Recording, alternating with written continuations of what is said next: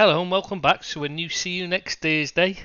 I know, it's twice in a row, it's becoming almost regular. So I've got some good news for you all though before we start. It's Seamus, our very own Ed82, has made it into the Oxford Illustrated Dictionary as the poster boy for the Dunning-Kruger effect.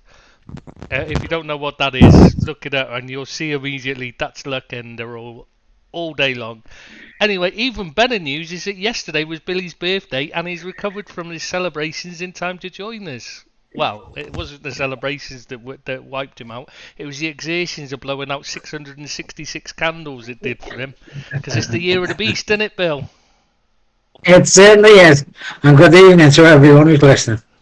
Hello, Seamus. How are you too?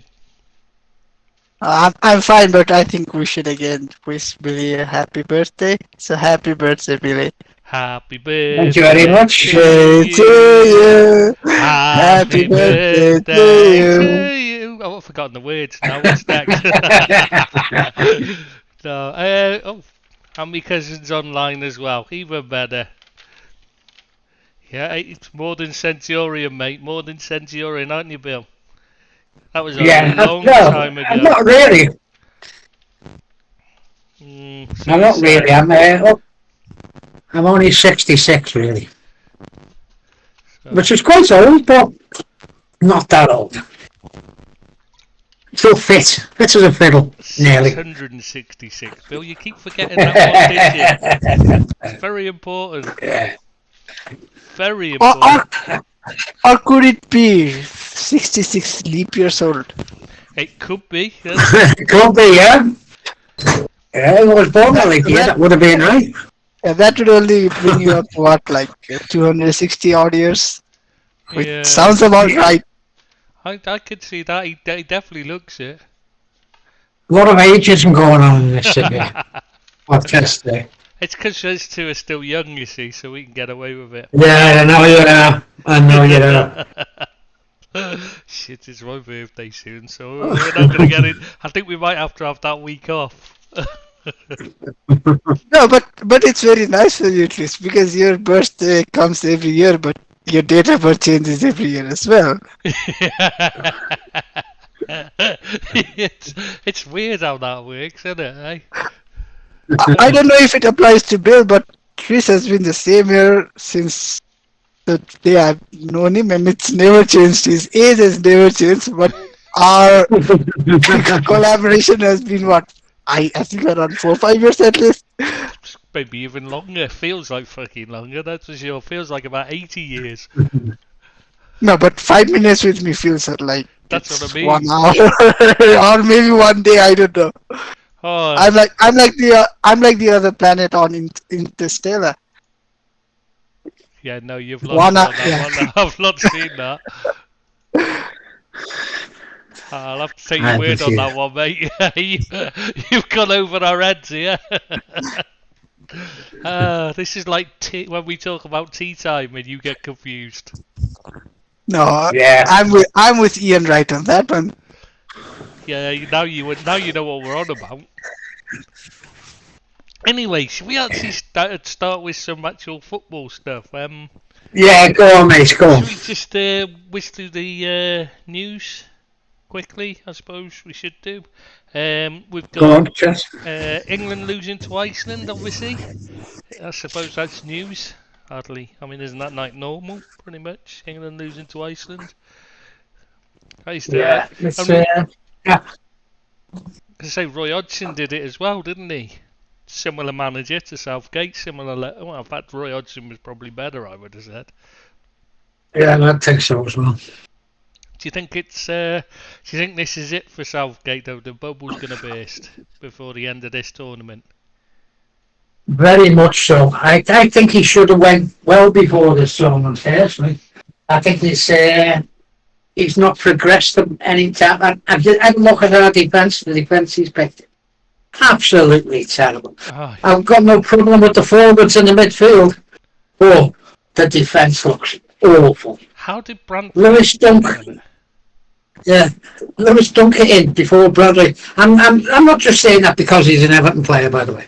I think it's the right time to get the talent in who should be looking to the next big competition, which is the World Cup. And I think the likes of him, maybe Quansah, should have gone, instead of these old farts. That's for me, anyway. No, Doug it's certainly a didn't no. do. It's a no on. Yeah. It's a no for Kwanzaa, if you ask me, because it would be his like first appearances. He's not been integrated into the system. I can I'm not saying understand that, but there I'm are not saying for him players to as well. play, Deeps. I'm not saying for him to play. I'm talking about being with the squad, and maybe stepping up if he has to. But you can't have players like Luke Shaw in the side, who he's not fit anyway. He's only had half a season. He's not that good anyway. Lewis Dunk, Quansah, they're not players who you'd say they're international quality. Deeps, none of them, absolutely none of them. I'm not being No, funny. I'm not- Branthwaite's I'm not left-footed. The saying- only left-footed centre back, out of the ones Yeah. in the original group he'd picked. No, there's Gray. There's Gray. There's Mark Gray. Yeah, but Quay should be like is up there with Shaw, as in not fit and shouldn't be there. Yeah, I was just gonna make Yeah. that point. It's not about who are not being taken. It's about the guys being taken are, regardless of whether people think they're good or not. We had this discussion last week as well. Yeah, Most Right, of them okay, are sorry. most of them have either not played most of the last 5-10 games in the Premier League, or just coming back from injury. Yeah, yeah, and then It's not about who could they have taken instead, whether they're. It's not about who are being left behind. It's why are you taking these guys yeah, who are Yeah. who are most importantly unfit. yeah, yeah, I'd say so. Yeah, that's what I'm saying, Deeps, yeah. Good enough or not? I think- I think it's out of the window when the player is unfit. Yeah. yeah. There's at least 3 of those defenders that shouldn't be there because they're not fit. So Yeah. And they're not coming back from a 1 week, 2 week, a month long small niggle or knock. It's most of them are coming out of a significant injury layoff. Yeah. I don't think it's ideal. But How long was Shaw out, Deeps? How long was Shaw out from Man United? 9 years? No, how long has he been out this season? I Not don't how think long has he been How long has he been out? No, it's the same thing. He's been at United and he's been injured. Those are like pretty much the same thing. But I don't think he's played 10 games this season. No. He See, now plays that well- doesn't fit in with his ethos. The ethos of Gareth Southgate was, I'm going to pick players who are on form, who are playing for the team. I'm playing. Now, he's just broke all that. He wanted Maguire there, only Maguire's slabhead's injured. He'd have had Maguire there, sure. These players who are, they're on the verge of being past it for me, sure, and Maguire. I don't know why you'd play them. I think it's time to get some new blood into the side. That's for me personally, anyway. yeah, because I think you've got the players guys that I would have said, even in defense, that deserve to be given a chance would be someone like, let's say, Fikayo Tomori. Yeah, definitely. Yeah. It doesn't matter whether you or I personally rate him highly or not. The guy is starts week in, week out, captain sometimes a Milan team that has been challenging for trophies, playing Champions League, European football week in, week out. Right. His ideal age. Yeah. Why has he not been integrated into the setup? If that is the excuse, because he's not a 20, 21-year-old guy. He's surely got to be ahead of Dunk, at least. He should be ahead of Slabbit as well. Yeah, I mean, And it's not just me slagging Maguire off, but there are guys that shouldn't be getting a spot ahead of someone who at least has a winning pedigree.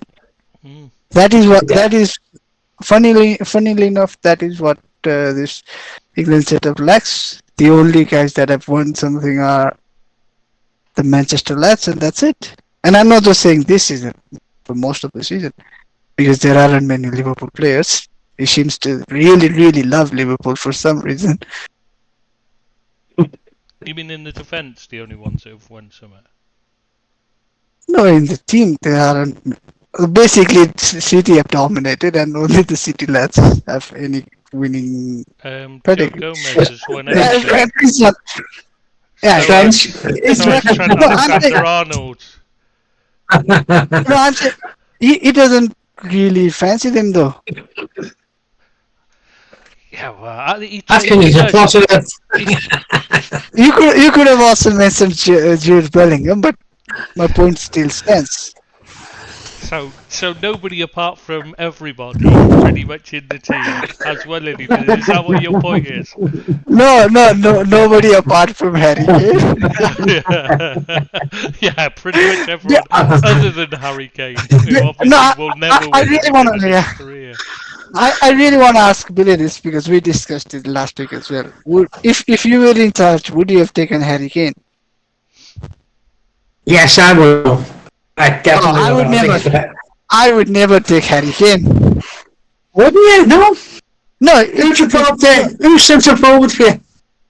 no, anyone but Harry Kane because this season has proven it like it's 100% certain that with Harry Kane you're not going to win anything. The Harry Kane curse is real.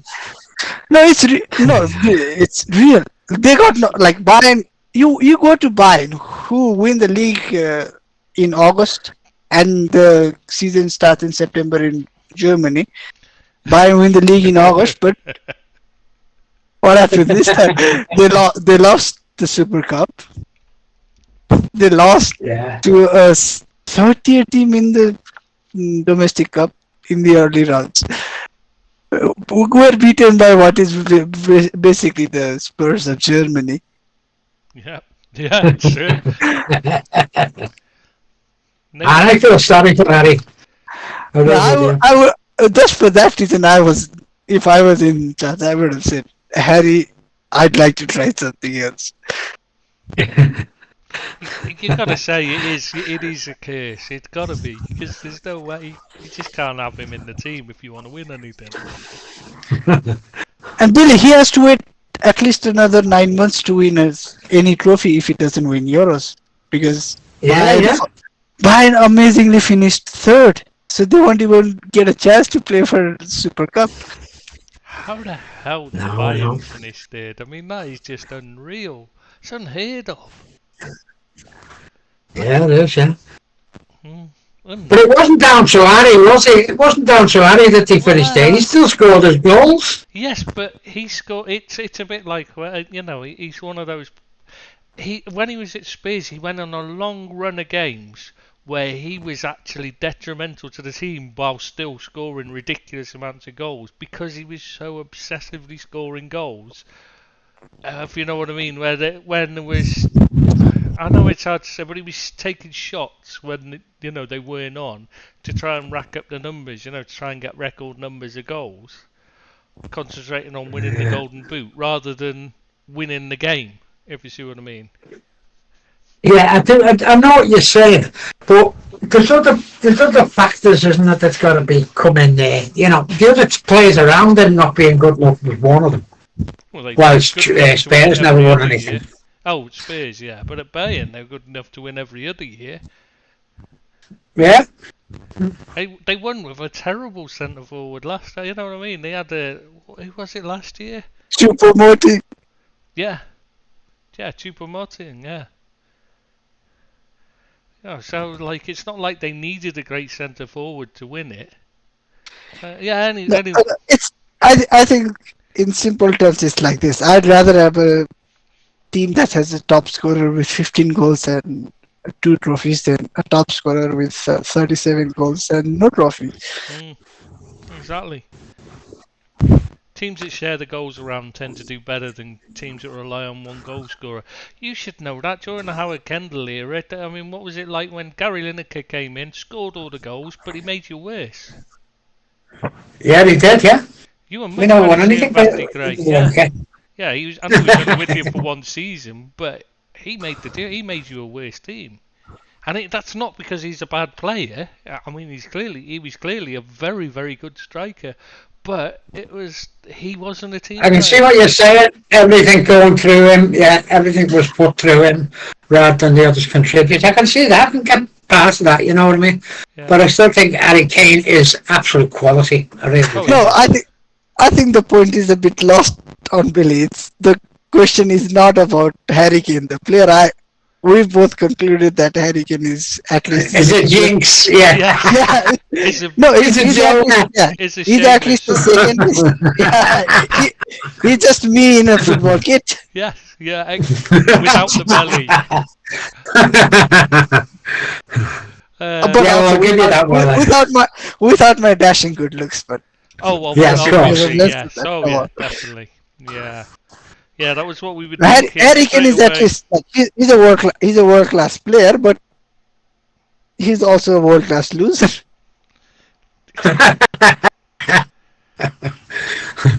You're not getting his agent's job then. Good. He doesn't have a decent agent. I will probably do a better job than his agents have done. Well, he could have gone anywhere, and he ended up at Bayern. He could have got, and now he has Vincent Company as manager, so I have zero faith in him winning anything. Oh, yeah, that'll make a difference, won't it? Yeah, oof. I'd have to be looking to get out now, wouldn't you? But then, you know full well they'll go and win the league if you leave, so you can't go now. He's kind of stuck now, isn't he? Yeah, now if He's got let's to say stay and if he win were it. to, yeah, hypothetically if he left Bayern this summer and then they again win the league, he's never seeing the end of this.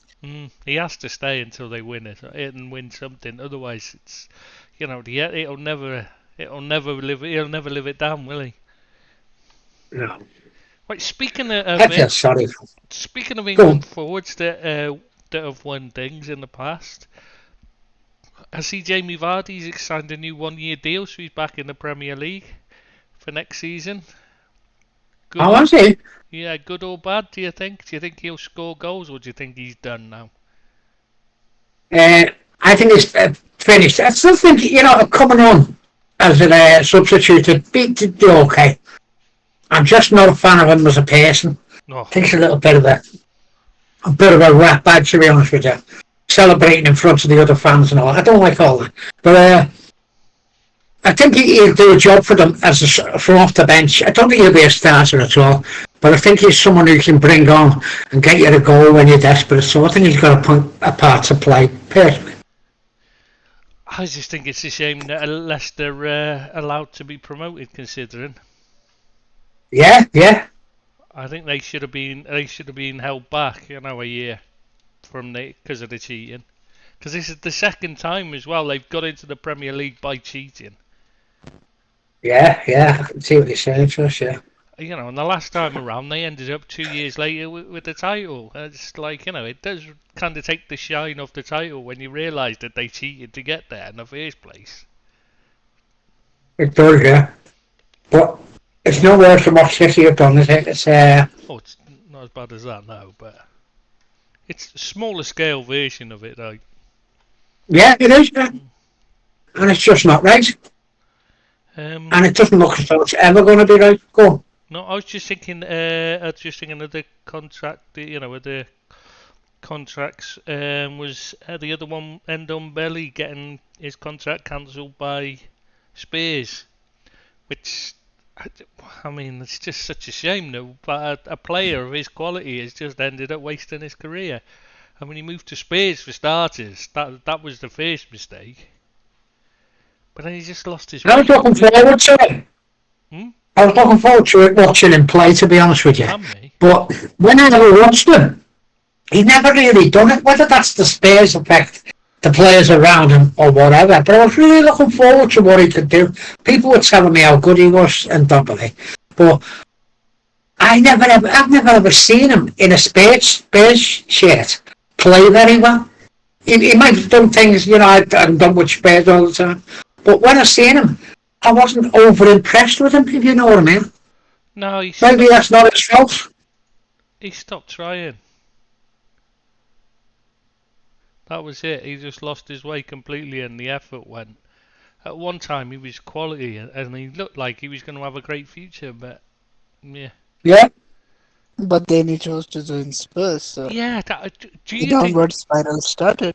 that for me? Yeah, I but think that was the no, big mistake. But do you two agree with that? no, I think it is later on been revealed that he, at least revealed to me, it's news and new information to me, but he didn't really come up through a proper academy setup, so probably the big move was a bit too soon for him in his Yeah. career. Oh, very much so. Right. Yeah, like basically, I read somewhere, I heard somewhere that he only had one good season at Lyon and then was moving for a huge free to a different country, different league, everything. Just everything happening too much too soon for him. Mm, Yeah, I can see that, Deeps. I can see that. very And much then so. it and those kind of things can really test someone's mental strength. Yeah, it was far too soon for him. And and to go to a team like Spurs where the attitude, well, you've seen what the attitude is from the fans, where they don't really care about winning at the end of the day. So long as Arsenal don't win anything, that's all they're bothered about. Yeah, that was amazing, wasn't it? That really was amazing. But that is the attitude, and that does transmit to the players. So you stop. It's got to affect you mentally. You've got. Postecoglou couldn't believe it. And he's been in some countries, and he couldn't believe it. You know what I mean? That Spurs would want the side to lose, the supporters would want them to lose. So as City could win the league. It's astonishing. That could believe, wasn't it? That's just embarrassing. But then it was the same with Everton fans when it was the choice. When it was the choice of stopping Liverpool. That was the same. I don't think it was as serious with them, to be honest with you. Some of them did, but it wasn't as serious. It was a running joke, to be honest with you. But not many of them did. You seen that when the handball come up and and it wasn't given against Rodri, the crowd fucking erupted. But there you go. Yeah, that is the thing. The like supporters group in the park joking about that is different from the match going supporters in the stadium. Yeah. Oh yeah, it was. Willing. Yeah, I know it wasn't as bad. There's a difference in that. Yeah. Yeah, it's definitely the Spurs thing is definitely 100 times worse, and it's shocking. It's a bizarre attitude to have. What's the point going along cheering on your side if you don't care if they win or not? I mean, seems half the point of it, like. But yeah, When I heard Postecoglou addressing that, I thought he might have left over it, He was that annoyed at what happened. I thought he might have walked over it, to be honest with you. The way he was, it really riled him up.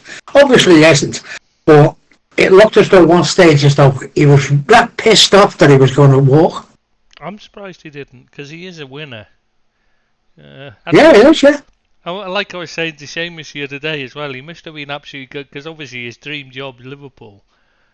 He's made that right. He's a Liverpool fan, like, and he must have been absolutely fucking gutted because he's not that long gone to Spurs, and then the Liverpool job comes up when it'd be looking like, yeah. And he's there, and then he's, when he's there thinking, Christ, I've messed up here. I could have waited a few minutes, and I might have had a chance. And now I've taken this job, I've got no freaking chance, and these bastards are making sure I've got no chance of ever getting another good job either. Yeah, because that must be how it must feel to him. Like this must be feeling like a mistake, mustn't it? Would you have took him? Would you have took Postecoglou? Sure. No. No. Well, from Celtic, you probably would have given more consideration, wouldn't you? I would have given him more consideration. I still wouldn't have taken him. I did that manager profile on him, and I really like him as a character and that, and I really like the style of football he plays. But it's like Bielsa. You want him at another club, you can watch it, but it's not yours because he's There's some kind of a suicide in the football. Yeah, there's always a chance it's going to blow up in his face. You know what I mean? Yeah. It's suicidal. I mean, it's great to watch, but it's not good when it's not good if you want to win trophies.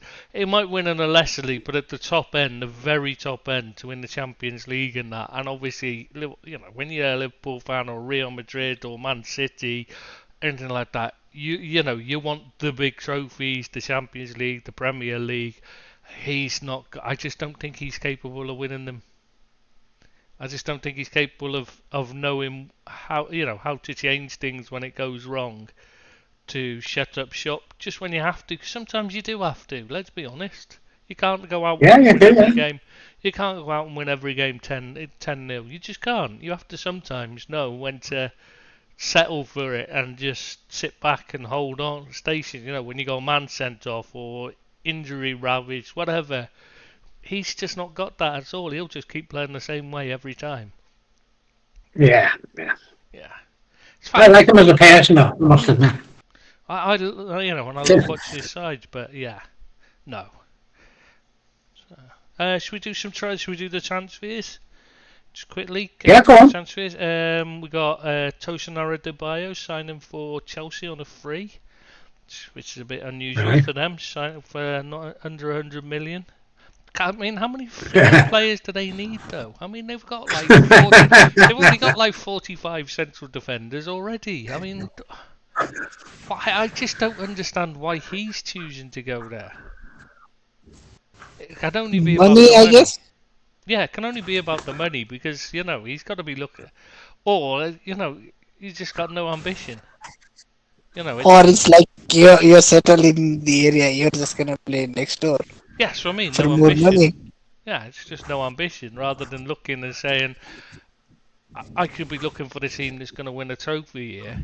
No, I'll go to the team that finished sixth and we're struggling, and then we're struggling all season. Finally got it going, and they sacked the manager anyway.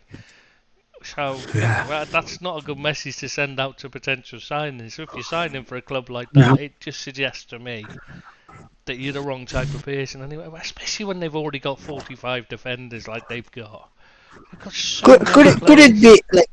Could it be that his childhood dream was winning Europa Conference League? Maybe. Yeah. And maybe he'll come out next week and he'll have he'll come out and say he had their scarf on his bedroom wall, like Robbie Keane did on every team he ever signed for. Apparently he supported them as a boy. What Robbie Keane? There's another guy just at Chelsea, Moises Caicedo. Oh yeah, Moises Caicedo. Yeah, of course. Yeah, another one. So maybe he's one of them.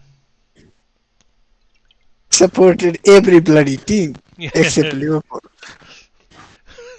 But he did say no. He said that as well. He said he went to the whole fucking Premier League virtually, didn't he, Caicedo? No, I don't know. I don't know about Liverpool, but when Manchester United were first interested, it was his dream club. When Chelsea were interested, it was his dream club. How many dreams do you have? Well, maybe he dreams a lot, Who else signed anyway? Wolves Eric signed. Ten Hag. No, Wolves signed Rodrigo Gomez from Braga. I don't know if either of you have seen him. No.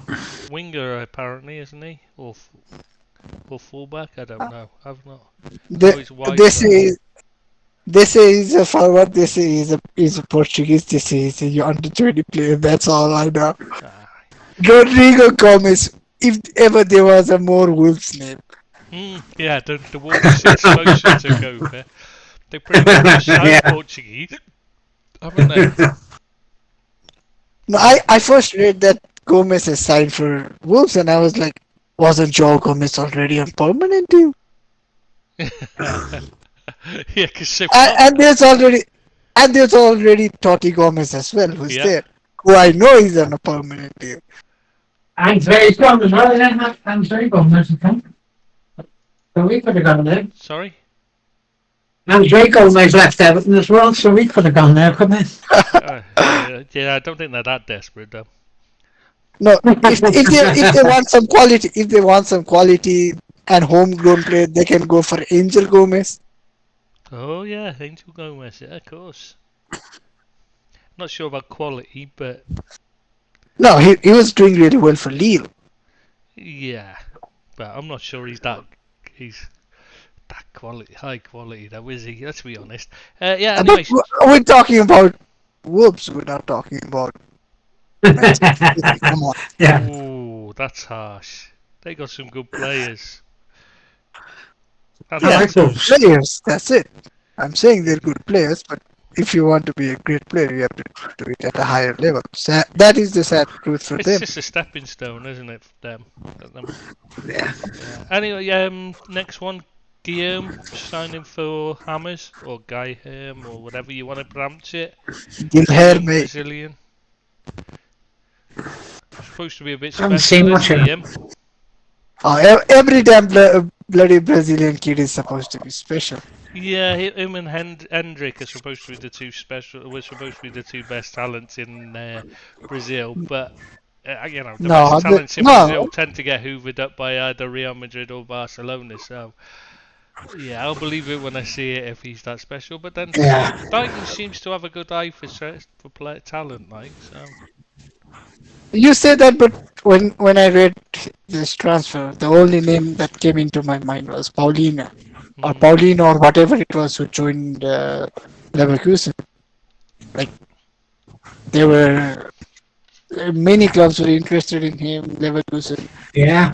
jumped the line, signed him, and now I don't know where he even plays.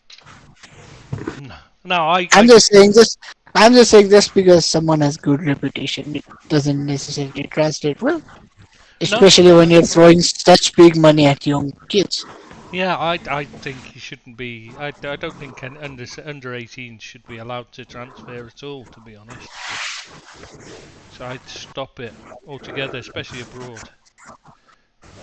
You know, the youngsters, I don't really like. I just don't see. I think you're signing them too young. It's just it tends to go to their head a bit. You're better off waiting a bit longer.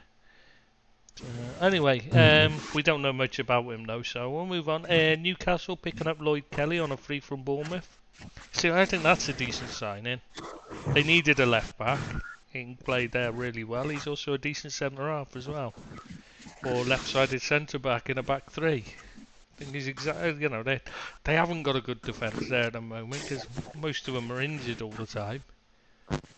Yeah. Yeah, but they've got enough left-footed options. That's the thing, though. They've got Dan Burn, Botman. How many do you need? Yeah, but Unless you want to play three at the back, and then Lloyd Kelly's really a left back at his best. That's his best position. They don't have a good left back. They don't really have a left back. They've got a bunch of injury ravaged players. So he's one. Dan Burn just isn't really top class in that position. He can do a job, but that's it, isn't it? So they needed one. So it makes it easy, especially if you're gonna switch, which I think is more what it's about. I think they're gonna switch to a more. They're gonna try and copy everybody else and go with the inverted fullback. Yeah, and they'll do the right side will be an inverted fullback, and Lloyd Kelly will slot in, or push in on the left. I bet you. That's what it's about. Nice. You can tell because it's just the way it always seems to go. So, what else we got? Oh, I know. The managerial stuff, I suppose. Next, we got. So Manchester United have confirmed Ten Hag's going to stay manager after a review. No, who came out and confirmed? Hey. Who has come out and confirmed? That's a lot of bollocks. The media was speculating that he was gonna get fired, and now they're speculating that he's not gonna get fired. Okay. So Genuinely, it's a genuine question. Who has come out and confirmed? So you're saying he hasn't been confirmed staying?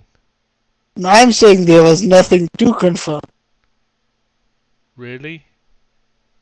Yeah, because they've never said they were gonna fire him, and they've never, to the media, they've not come out and said it's all about he said, she said, this, that. I think there was a review. I think they ideally would have wanted to sack him. I think they ideally wanted to sack him. but their hands have been forced. For once, I think the fans have gotten to the new owners. They You don't think- want to start on the wrong foot. You really think that's anything to do with the fans? Do you know what it is? They played 48 or 49 games of absolute crap. One final, and the supporters think he's the best thing since sliced bread now because he won them a trophy. And No, they were all clamouring for him. I don't think That- the fans that had is anything not- to do no. with it.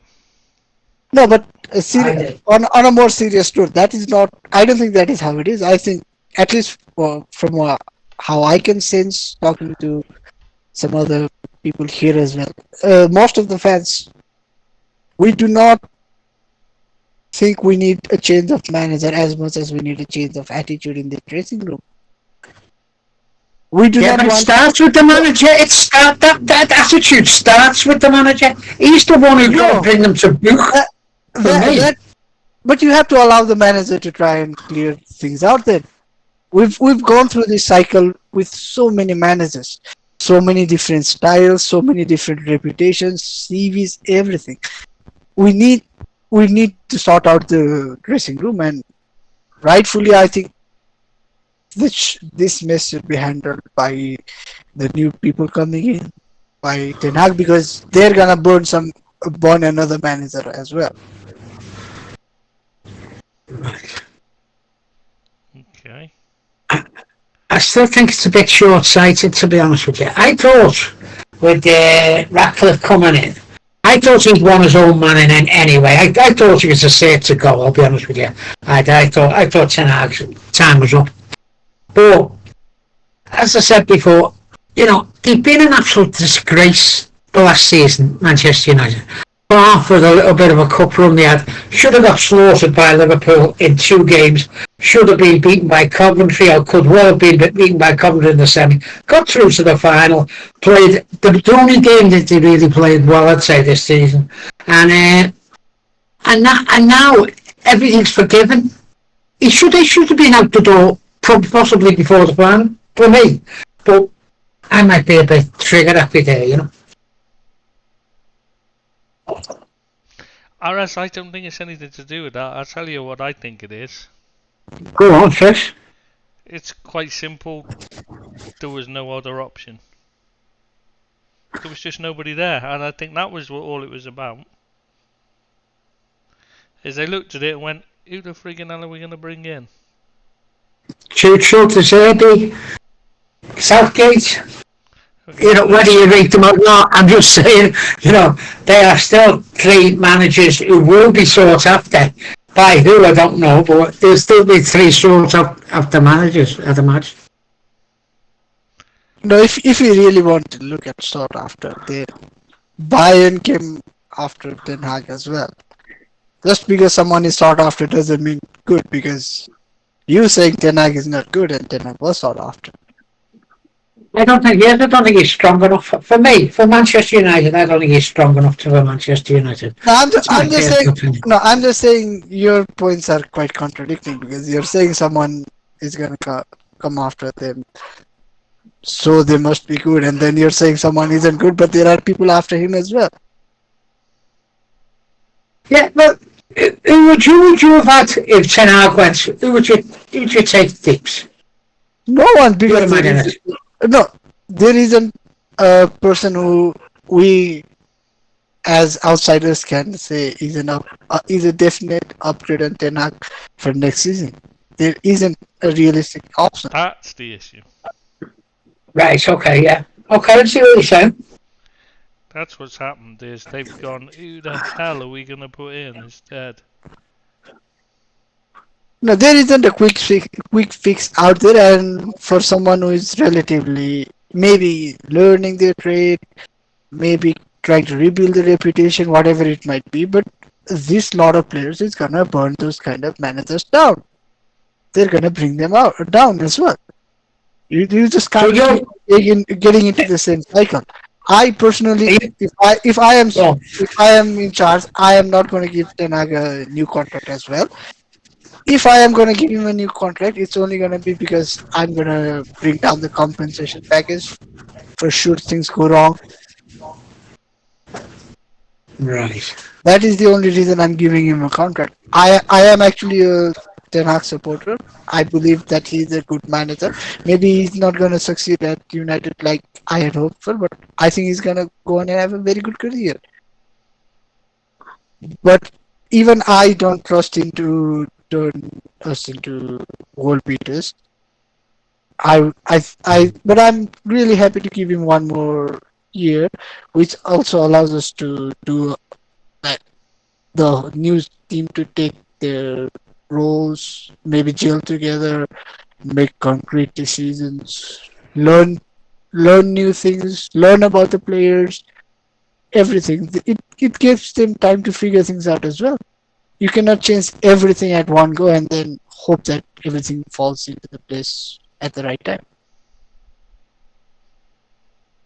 We cannot have another Chelsea situation at our club because we've we brought in a new CEO, technical director. Yeah, exactly. I don't remember how many positions there are.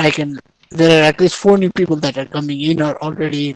There's Blanc, there's Ashworth who's maybe gonna come in. There's Wilcox, there's Barada. Then there are new coaches coming in because Brailsford's there. So there's already too many changes. So maybe keep because I don't think there is a long-term option that Ineos had in mind that was willing to take the job.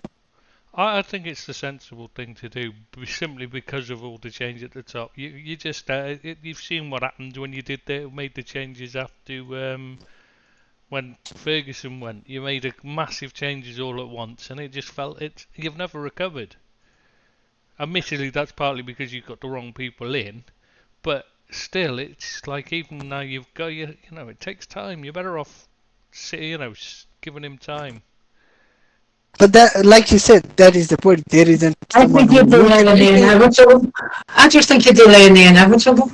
He's proved this year that he wasn't good enough to be the Manchester United manager for me.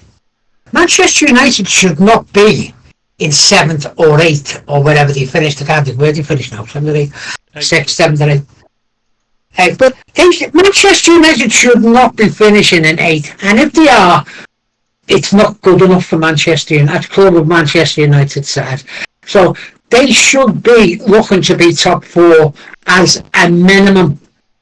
And I think that about most of the top teams, the top 4 side, Father, that's the minimum is qualification.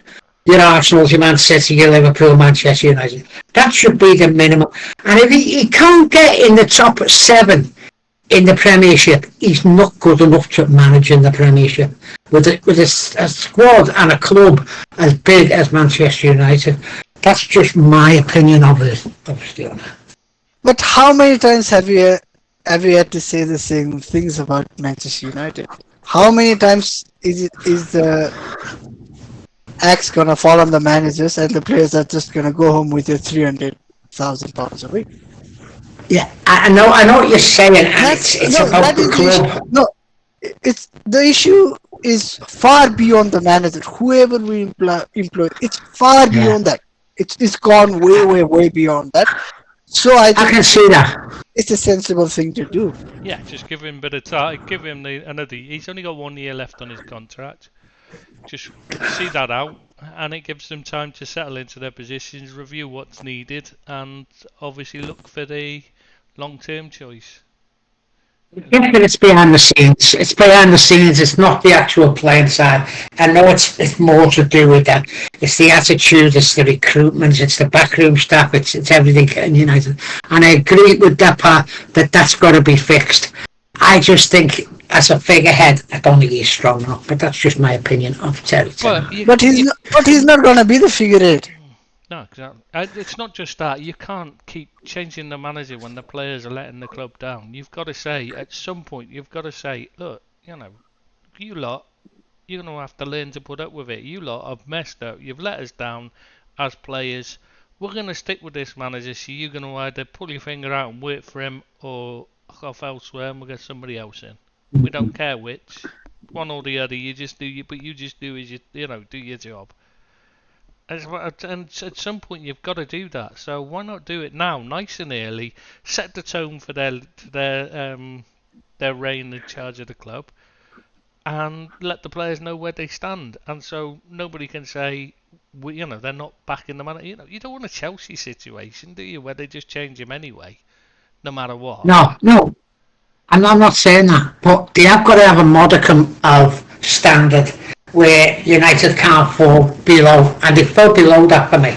And I know it's bad. It's I know it's like you can't just get rid of all the players. But that's what you've got to do, Bill. You've got to say, if you stand by the manager and you start getting rid of him, then no. If you get rid, let's say you get rid of 3 or what's his 4. name? Rashford. Let's say you get rid of Rashford. Yeah. That's also going to set that's an example. No, that's also going to set an example to the other guy. If the other guy still doesn't learn, still doesn't respond, then get that fucker out as well. I'm sorry to use that. I'm sorry to use that word. You'll end up with a 5-a-side. If you got rid of all the bad eggs at United, you'll end up with a 5-a-side You team. don't need to get rid of all of them, Bill. You just need to get rid of enough to set an example. So you get rid of 2 or 3. And if that doesn't work, Don't get rid of Anthony. window, you get rid of a few more. And remember, you're still signing players. It's just you've got to get rid of a few. You just get rid of enough to set a tone. You know what I mean? Send a warning to those that aren't pulling their weight. Then they know they can't just down tools. I think that should have been done a bit further back.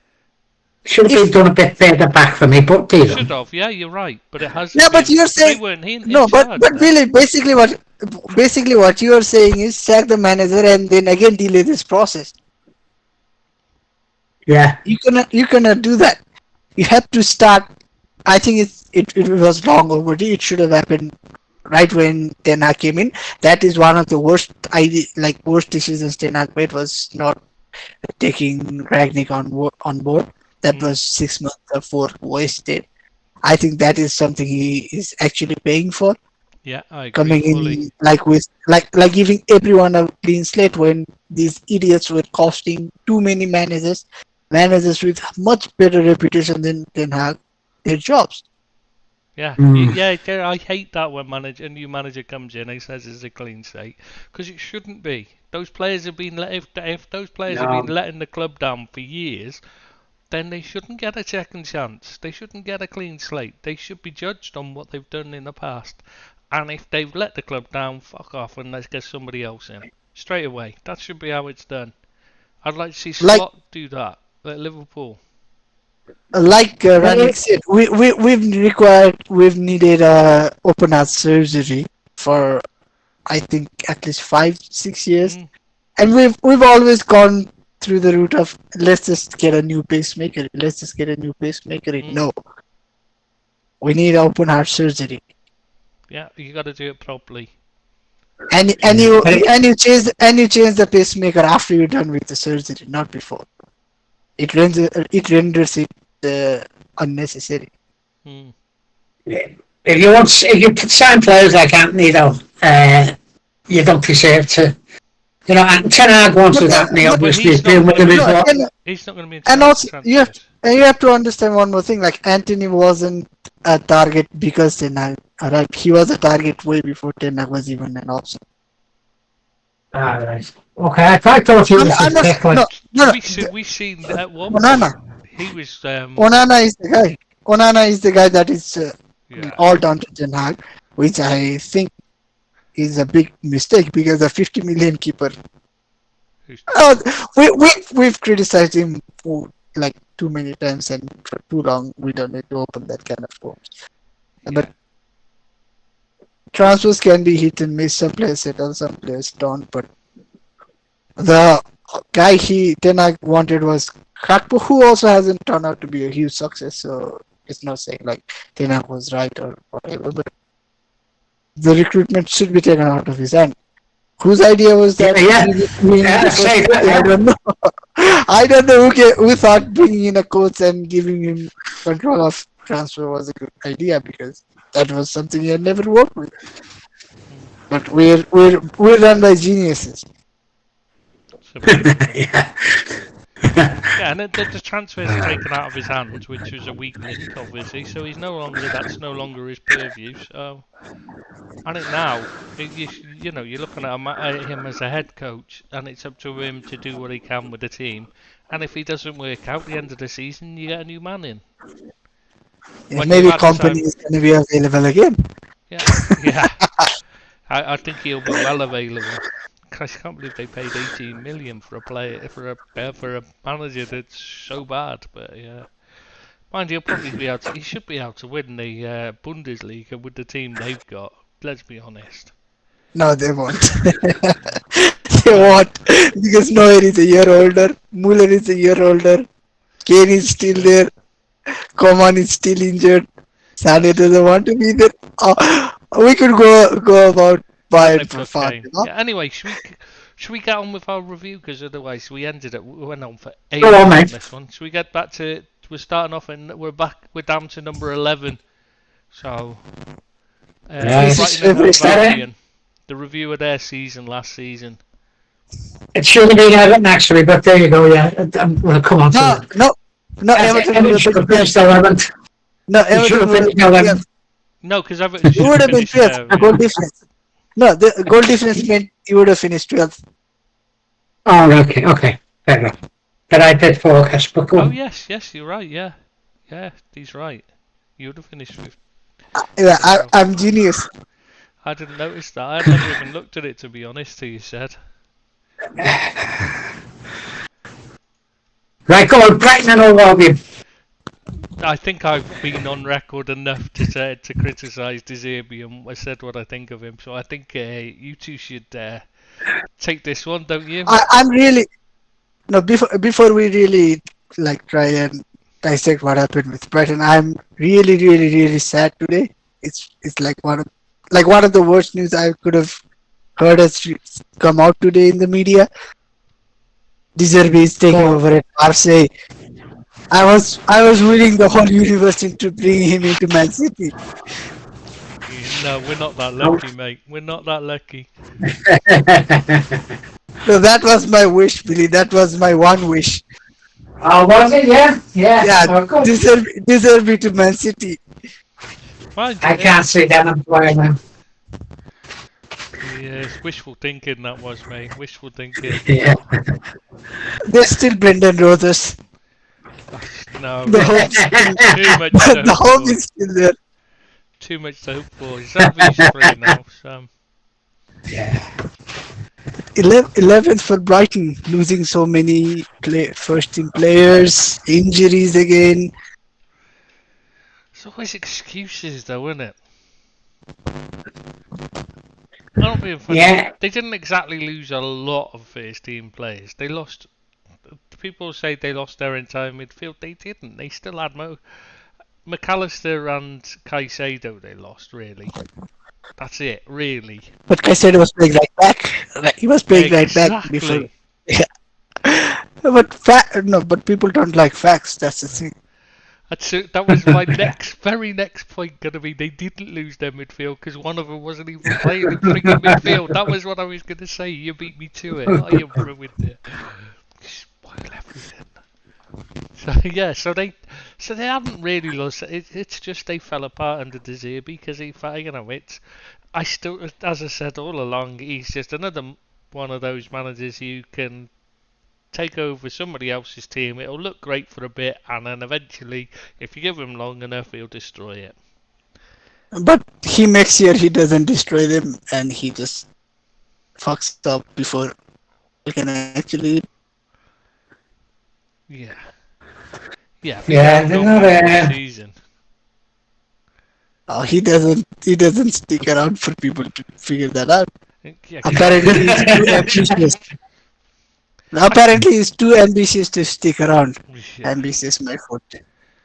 That's the way. I couldn't believe it. The Brighton fans in the stadium chanting, "We want you to stay," to him. Yeah. Then the Give final- McCarthy one and all that, didn't he? Unbelievable. Come to the film. Why would you want His, to ab- stay? his average term as a coach is 1.35 years. Come on. He's just. I was never a big. He's never gonna be a top class manager. He's never gonna stick around long enough because he's not good enough. It's that simple. So Brighton should be glad they got rid of him before he completely ruined everything that had been built there. I think. Who's next for them? Who's taken over? They got anybody in yet?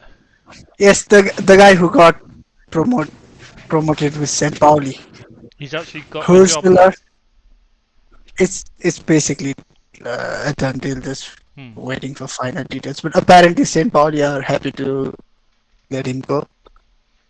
It's not happy, more so like they're accepting of the fact that a better option has come up for their manager. It's Hurstler or something his name. Yeah, Hurstler. He's almost as young as me. Not quite, but almost as young as me. So he's in his 50s then? There was a time when I used to feel bad when players were doing well just because they were like younger than me. Now I'm almost about to reach the point where the managers are younger than me. He's bloody 31. It's very depressing. 31? Yeah, 31, Billy. It's not right. No. Please don't tell me you don't have a grandkid that's older than him. My eldest grandkid is 12 actually. So Yeah. it is. I didn't know of anyway. No, we're not talking about great grandkids. I meant children of your children, not the first generation. Come on, Billy. So it's 12. 12 it is. I believe it's 12. Okay, Yeah. nice. She's the eldest. Biologically, mathematically, it is possible, isn't it? The late bloomers. Yeah. Late bloomers. Yeah. They got told not to do anything silly. But they did anyway, so They weren't allowed to date until they were in their 30s. Absolutely. We're not allowed to help.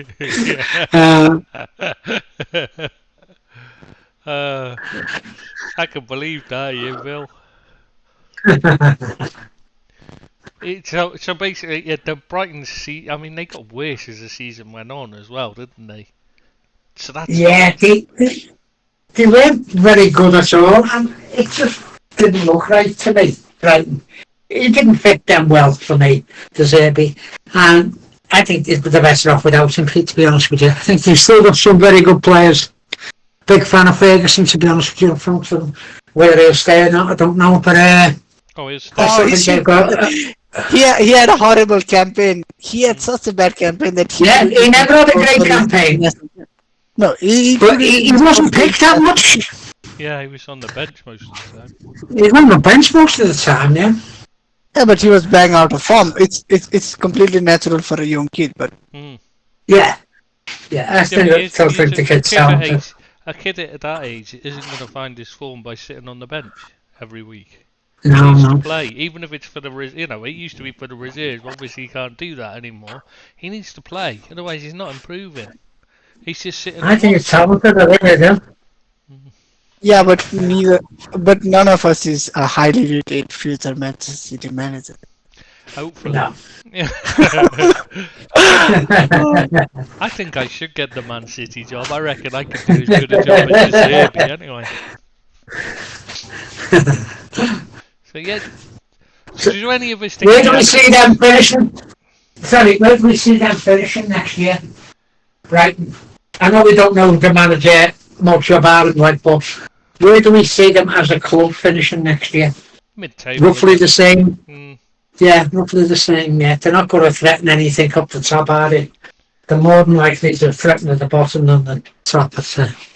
I know. I think they'll be safe again. It's just whether they can push on is the hard bit, because it's such a big gap between the European places and. It's so far ahead. I mean, what was it? Man United finished 8 points ahead of West Ham. 9. I mean, that's a huge gap, and that's a huge gap to break. But they do have a lot of highly regarded young players, naturally. For Brighton, they have a lot of highly regarded young players. So Yeah. don't be surprised if they again have a good campaign. But like Billy said, we literally don't even know how to pronounce that manager's name. And they're so far behind that even it's a mid-table is still a good season for them anyway. They've been Yeah, so if they bad finish, at the end of the season. They're just having a steady campaign would be a good thing. yeah, if they finish 11th and on 50 points, it's a good job for the manager, for the incoming manager. So what about move on to 12th then? Bournemouth. Well, they done all right, didn't they? Not They Everton. done all right. I was Everton. expecting them to be Should be able Everton. to what they did. So what keeps? It should be Everton. I did the math and it says Everton have 48 points. But what happened? Yeah. You can make crimes. You can't do the time, don't do the crime. They say so. They say everything ended up where they were. Rightfully so. I'm making fun of Everton, but I wouldn't be surprised if we get penalised at some point. I think the way it's going, there's very few clubs that will. Every club. Every club's going to get done for it. But, No, but but Bournemouth, go on. Don't talk about Bournemouth. No, just for the completion of the thing. If a club is willing to pay 80 million for Slaven and 95 for Anthony, they should be banned. That's true. They should really get a point deduction for that alone. I wouldn't even complain because we should be stopped from spending money. Yeah, that's just burning cash. That's just ridiculous. That is stupidity. That is. Yeah. But with Bournemouth, I mean, they dropped off right at the end of the season. They looked like they were gonna go up a bit for in the top half, and then it just Taylor lost their last three.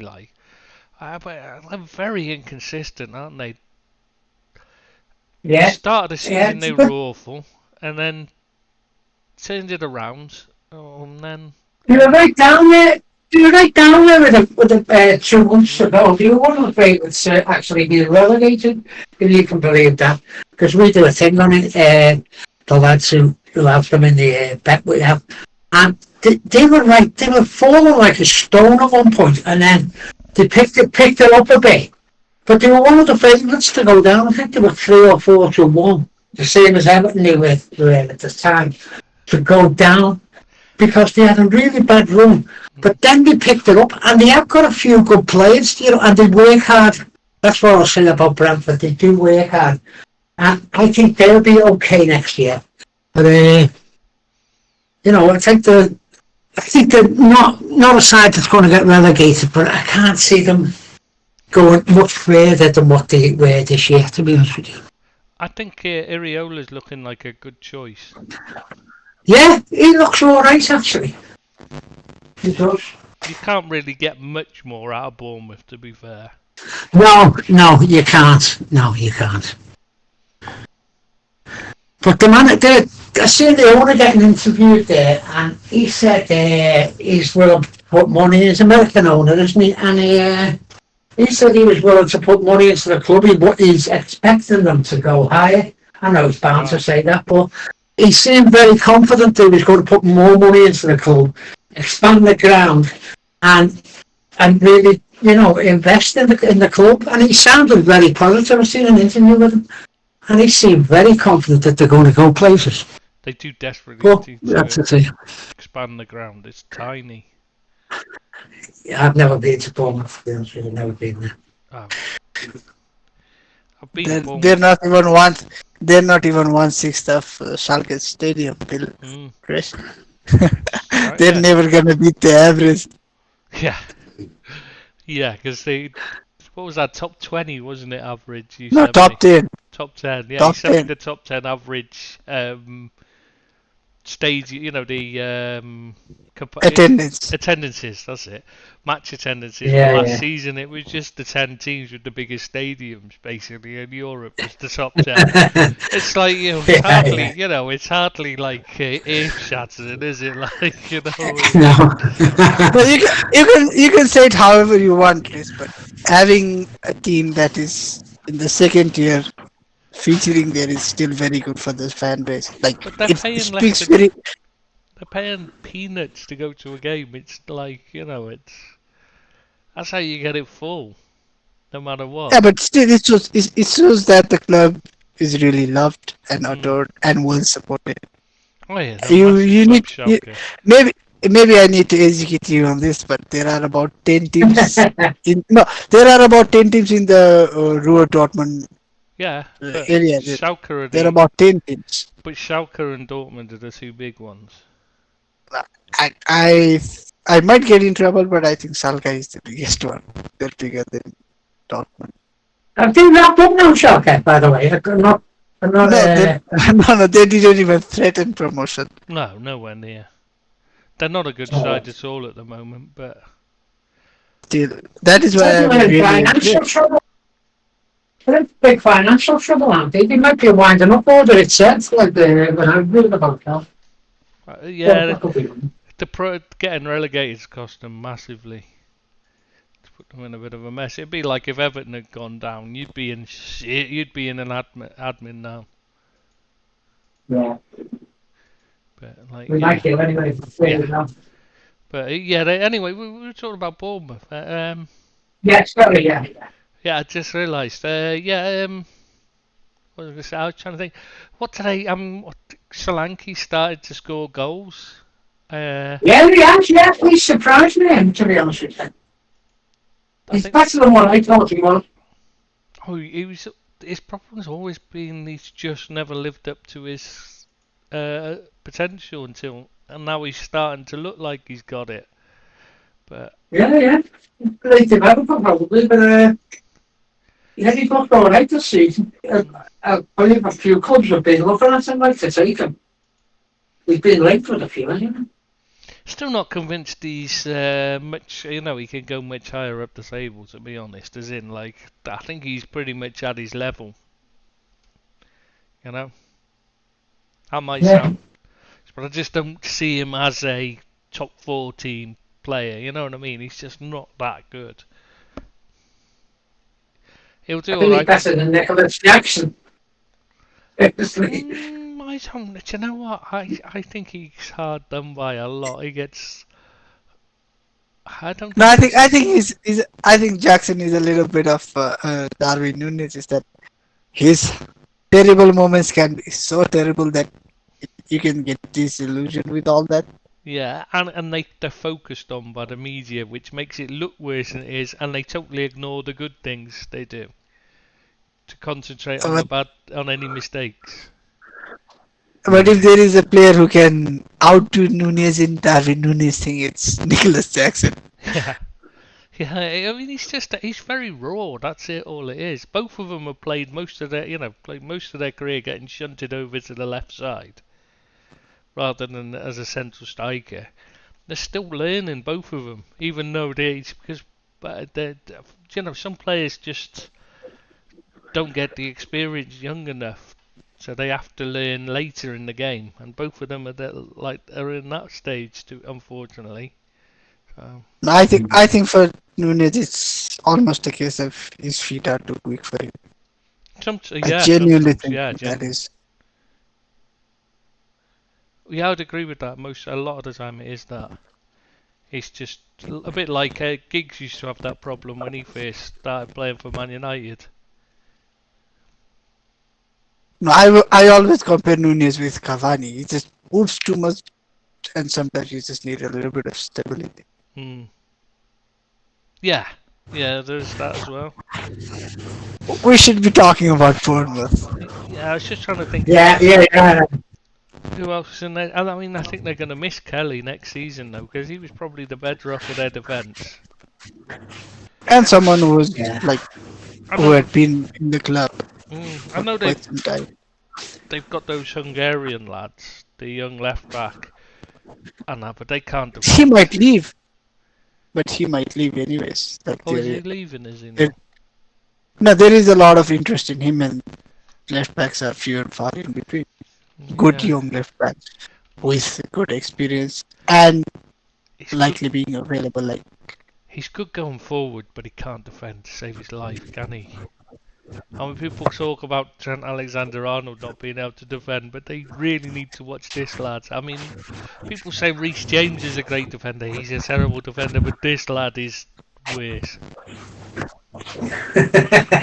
He really is one of the worst defenders I've ever seen. Going forward, brilliant. Which is why he's well suited to an Areola system or a Pep Guardiola type system.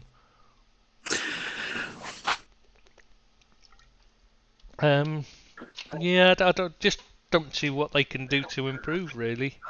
You know, they're kind of going to be stuck in the mid-table, aren't they? I don't understand what he can do to move them up, like you said he's confident of.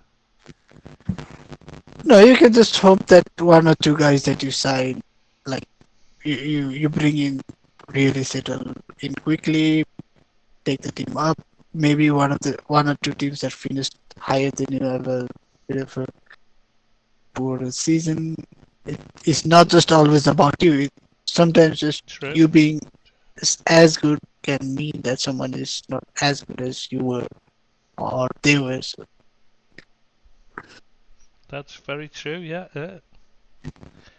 because let's say like for next season, maybe just in overall context, maybe Aston Villa can get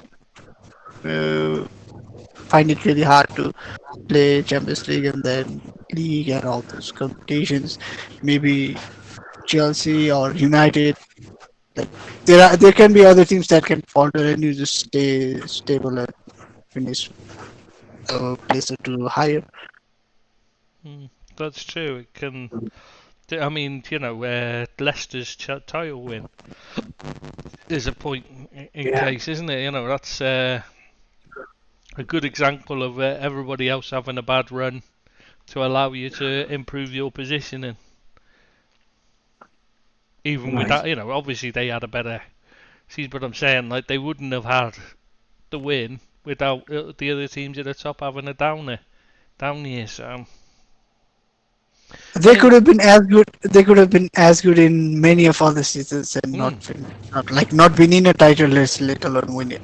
Yeah, not even finished top 4 in a lot of seasons. The way that, you know, the way City have been afterwards under Pep Guardiola, they wouldn't have even been near it. Yeah, maybe this stability will help Bournemouth as well because, like we just covered, Brighton are having a change of manager. West Ham, who finished above, have a change of manager. True. Chelsea also have a change of manager, a little bit ahead. Yeah, they've got hope, and yeah, Palace might not. You know, Palace might have just been a bit of a flash in the pan under Glasner, and so they might fall away a bit.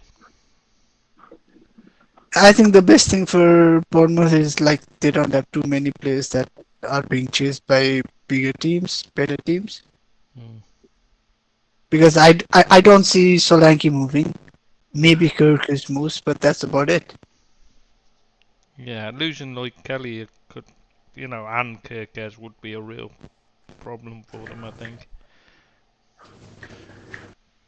Yeah, but as Bournemouth, you have to be prepared to deal with it. It should be. It's a sad reality for those clubs.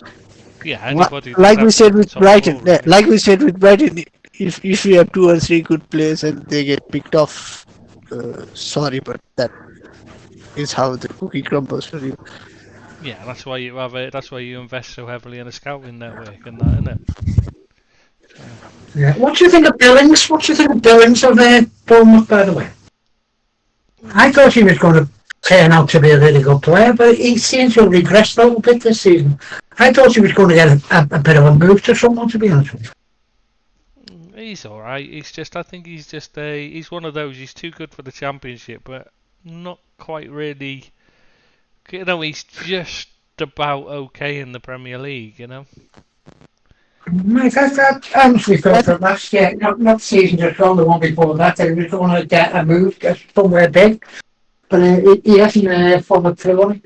Just wondering what you thought of him, as a player. No, I preferred He, the other. he, What's his he's name? a bit of a weird case, for, if you ask me, because he's not good enough to play in a positive possession dominant team, but he's Hmm. not also that dogged to play in a defensively dogged team as well. Like Lerma. he's basically a jack of all trades. Yeah, and he's Yeah, I can see that. he's not quite good enough. His main strength is popping up in the box, but even then, he's not a Yeah, good enough yeah. goal scorer to he But the season before last, he was scoring goals, wasn't he? He Yeah. scored quite a few goals the season before that. It was That's a why I thought one-off. he might have come off. Yeah, possibly No, so. I think that was one of those where you just have a special, a good run rather than at his level. Yeah. I fear he may not be well suited to Iraola ball. So let's see. Yeah, I Maybe think. sometimes it takes time for players to adapt to new systems as well.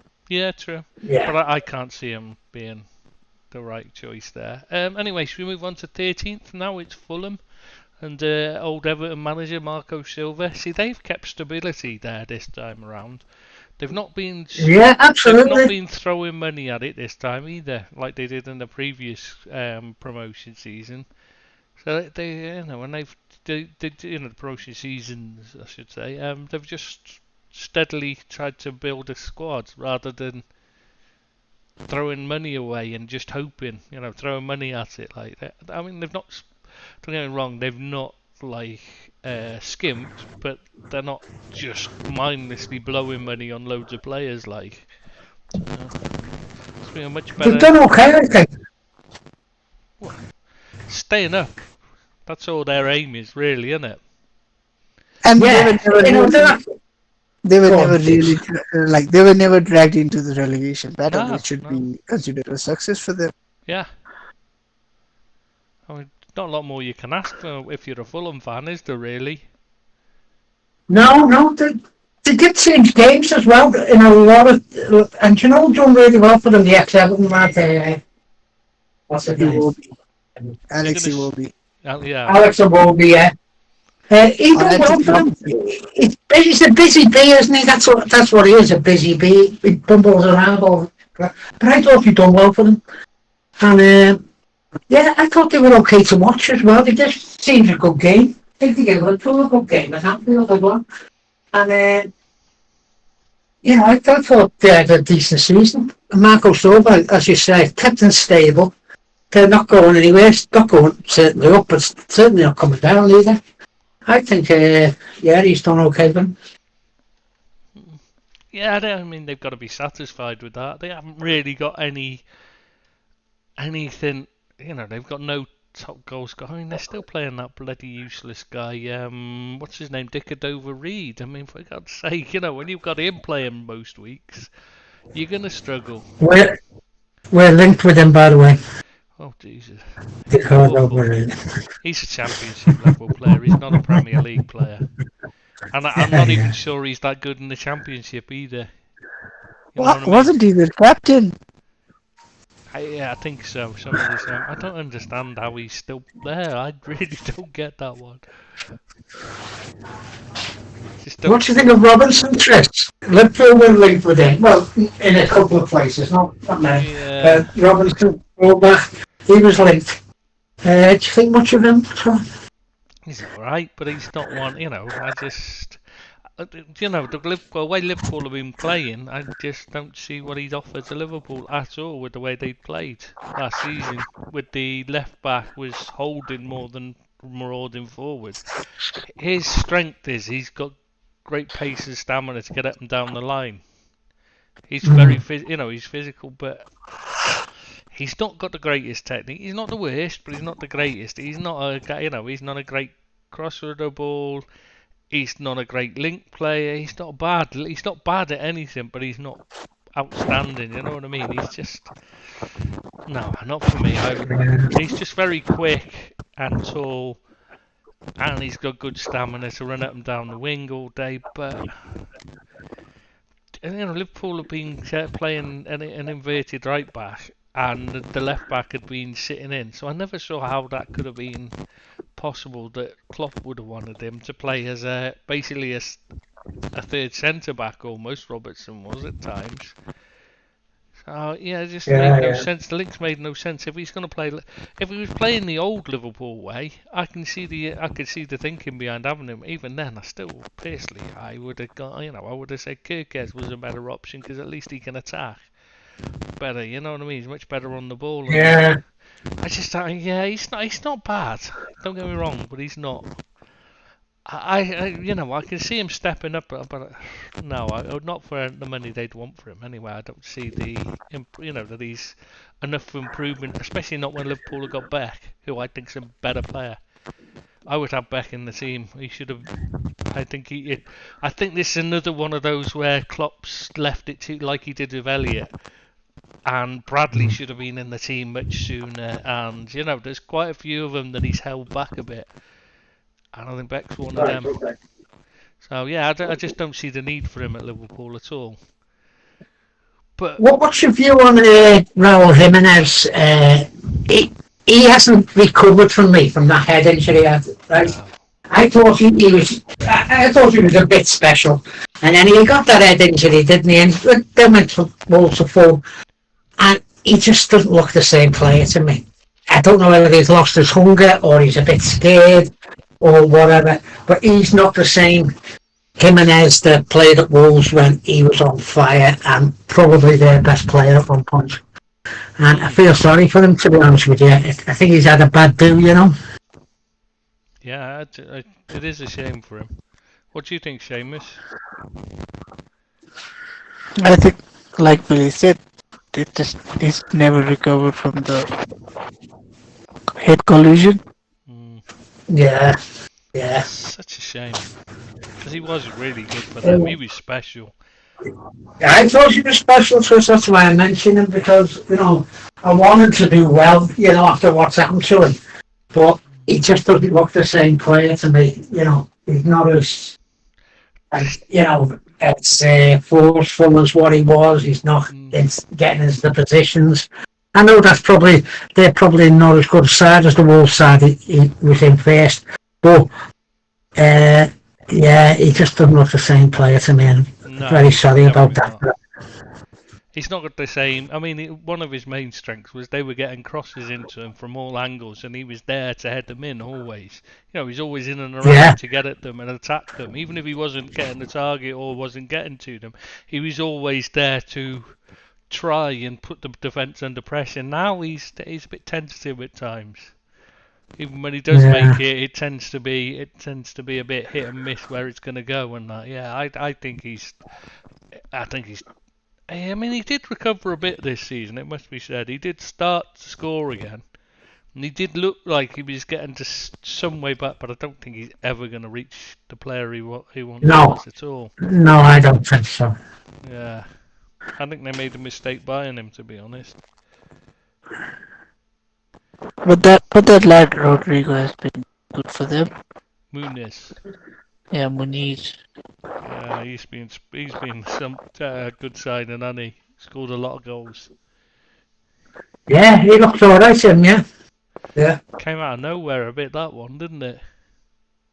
Yeah, well, like when I first started seeing his pictures, his news. When I first saw Rodrigo scoring goals for Fulham, I was like, when did they sign Rodrigo from Leeds? Spanish lad. No, genuinely, that was what I was thinking. Like, maybe I've been out of loop for so long that I missed it completely, but no, it's the other guy. Yeah, Muniz is good. I like him. Well, I was thinking. Has Paulinho gone? He was going this week, I believe, from Fulham. Wasn't he getting transferred to someone this week? Bayern. Has he gone to Bayern, Paulinho? Or is it still in the throes? No, apparently he's agreed terms with them, but he agreed terms with him last summer as well. And in January as well. He's been touted all over the place, hasn't he, Paulinho? But I think he's a good player as well. Yeah, he is very much a key player for them as well. Because they lack a bit. Yeah, They're yeah, a bit too nice, the rest of the team. Yeah, yeah. he's probably better than where they are. Like his level is probably higher than Fulham currently are. Yeah. Yeah, I think he's a European place level player, isn't he? Yeah.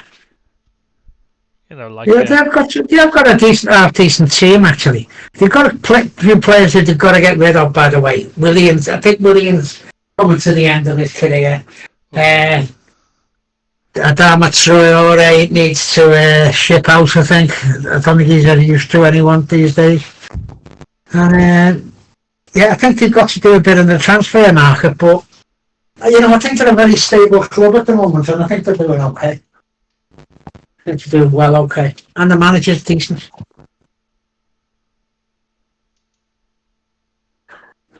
Crubs. Sorry, I didn't realise you'd finished. Then I was reading the message. I take Oh, it. sorry, mate.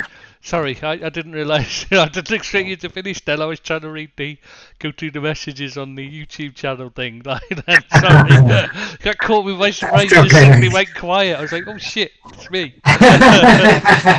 So yeah, we'll go on to number 14 then, Wolves. You can only say I think it's pretty much a great season for considering how it started. Lopetegui walking out, basically a fire sale of all their players. Anyone that anybody wanted was being sold, and still Gary O'Neill somehow managed to keep them safe all season, pretty much. Keep them safe. I And mean, against all odds with the VAR in Premier League, they're doing the best to. And I'm them. Yeah. 8 apologies they had in the first 3 months. Absolutely ridiculous.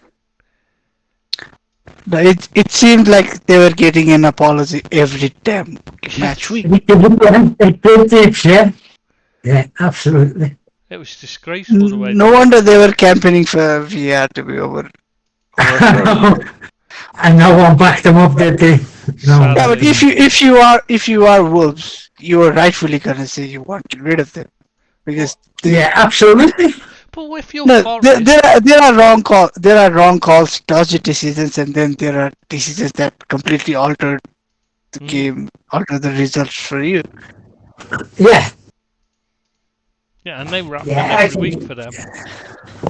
Yeah, they could probably have finished like 10 more points, maybe even more. Yeah.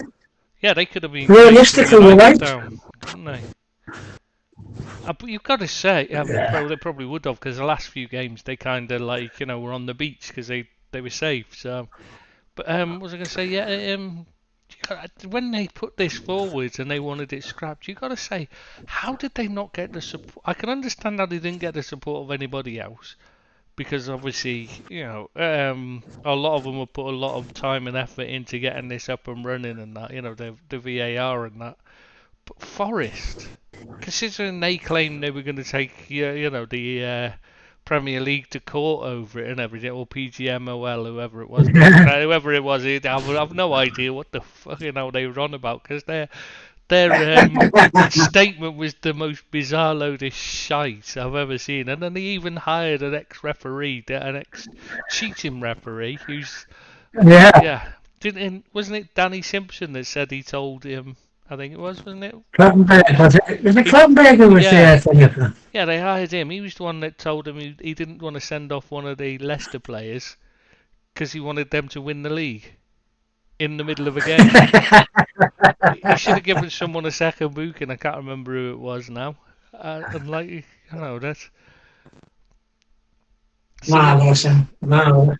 So he's not exactly like a clean person, to have in there.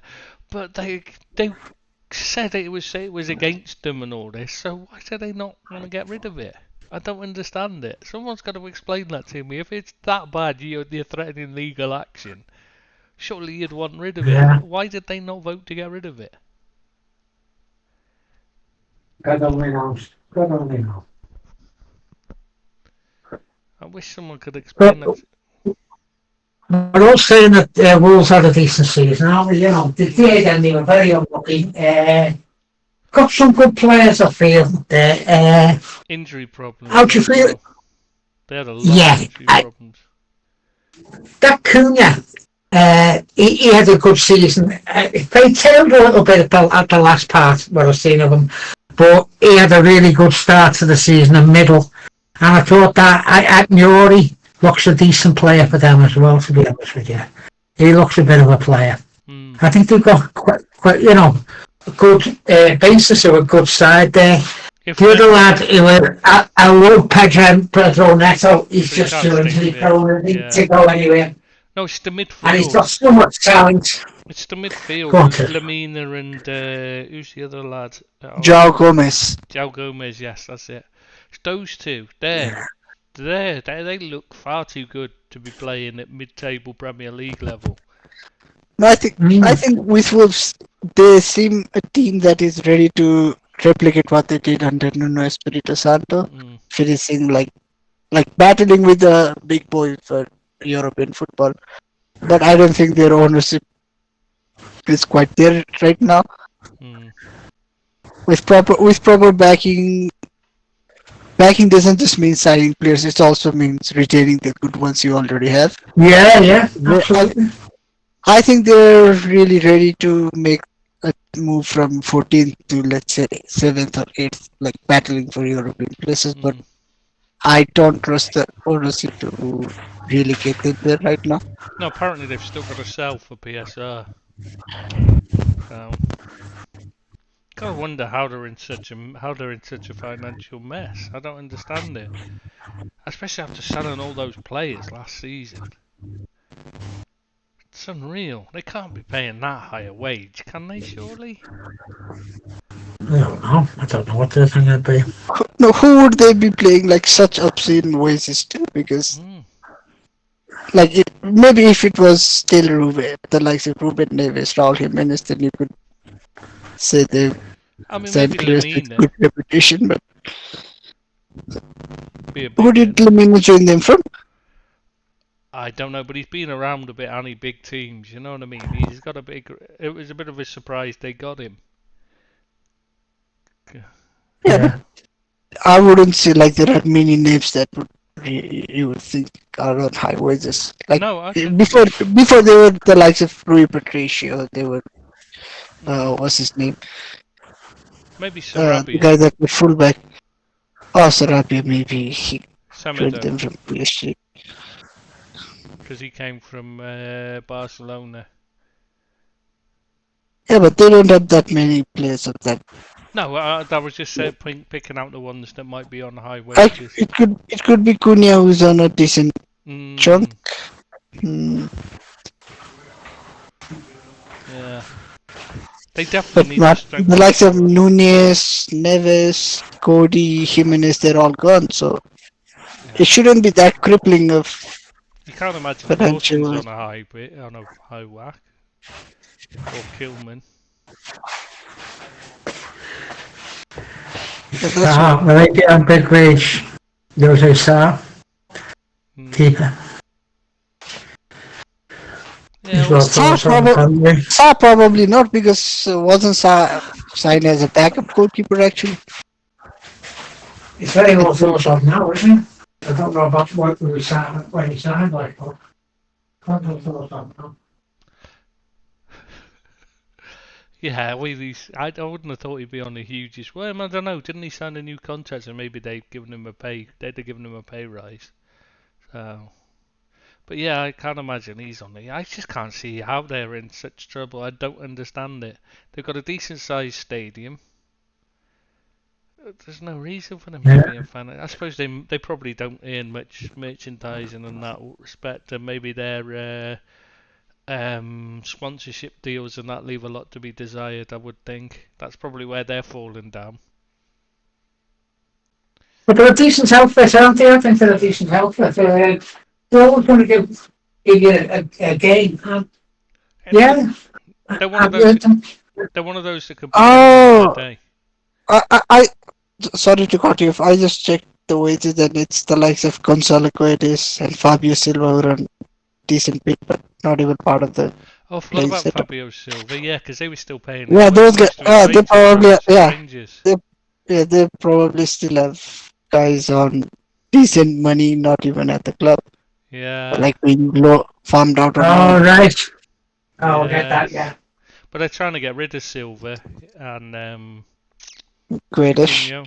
No, Guedes. Yes, I forgot about him. Guedes. Right. Yeah, so. So Was the Maybe club those wants are to do well. Yeah, the club maybe those wants are to the do reasons well. to I move like the on. manager. Yeah. Sorry, I like the manager, yeah. All the However, time, Tony. oh, I don't know whether the numbers I'm looking at are correct, but Jose Sa is on less than 30,000 a week. Can't be. Who are you looking at? You're not looking at Salary Sport or whatever, are you? No, Spot Track. Alright. No, I don't know. They have our figures pretty much spot on I don't with know what Manchester they're United. like. So no, they, I don't know whether they have inside knowledge, Yeah, but I don't still, know. I will buy that Quaiderish and Sarabia and Semedo are the top owners, so Hmm. it That could sounds be. about right. I'm pretty sure Semedo is Semedo, however it's pronounced is. You were supposed to be our pronunciation expert until we found out you got what? Who was it? Completely wrong. Who was it, Seamus? Holland and Odegaard. Yeah. However it is, we need to bring on Freddie Ljungberg and try and teach us as well. Because we got that. Because we're pretty much on. the same. Because we're pretty much the same level as Thierry Henry, aren't we? So we need the same level of schooling. Oh yeah, I think we need a bit more schooling than Terry Henry. I think he's quite a bit ahead of both of us. Yeah, Terry. Anyway, we drop down to the bottom feeders now. We're getting into the really, Right. the Yeah. dross of the division now. The wrong side of the tracks completely here. We're going on the 15th and the big cheats who get away with it, obviously, and still allowed to carry on. No, I'm only joking. Everton, I don't know whether I've still, I've said all along I don't think they should. It should be a points deduction for breaking these rules, not the way they've done it. I mean, where it's just overspending against. You know what I mean? Because the idea of them is meant to safeguard the club's future, and what the punishment is doing the opposite. This isn't like Man City where they've deliberately ignored all the rules to try and to make sure they can beat everyone. Where they're cheating and they're making underhand payments and all that. This isn't what happened to Everton. They've just overspent more than they're receiving over a period of time. That's it. It's same as Forest. It's not a they've it's not the worst thing in the world. done it under the they've not. What I'm trying to say is they've not been doing it under the table and hiding it all. They've just overspent.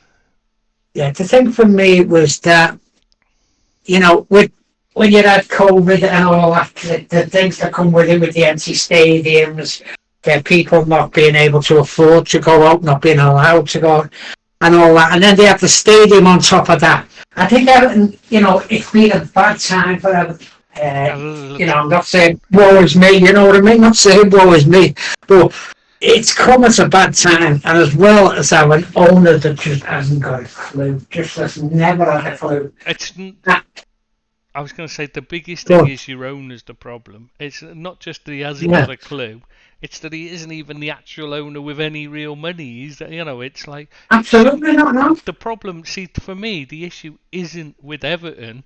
The problem is with the FA allowing us Moshiri to buy it, knowing full well, and everyone knew it, and it was proven. There were a number of articles that pointed out how Moshiri hadn't got a fucking penny of his own, and that all this money was suddenly appearing in bank accounts that had there's no traceable record of where it's come from, that he's suddenly using to buy Everton. It should have been a red flag, and it shouldn't have been allowed to happen. And so, for me, the issue isn't Everton are not fully at fault. The fault is you've got to go back to the FA and Premier League for allowing Yeah. Mashiri to buy it when it clearly wasn't Mashiri buying it. He was clearly in front But of the problem, Usmanov. that's not going away though, Tris. That's not going away. Because even with the new sets of buyers who have come in, there's actually 5 buyers who've shown interest. Yeah, that's down to 3 now. But still, Mashiri will not let go of 777. They will not. They still want to bite at the cherry, and I think that's something to do with the Usmanov connection as well. Because he's not letting that go.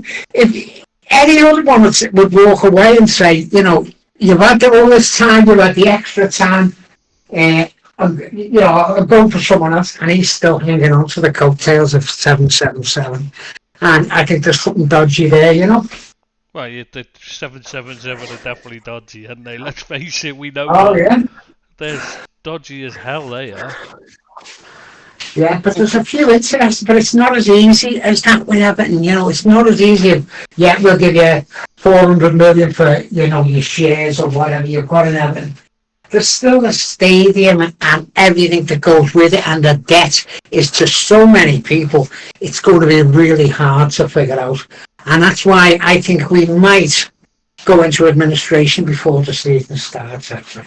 So that's another 9 points. And that's 9 points, to start with, you know what I mean? And we've still got a PSR coming up as well for last year. So, it wouldn't surprise me if we had 12 points to make up this season.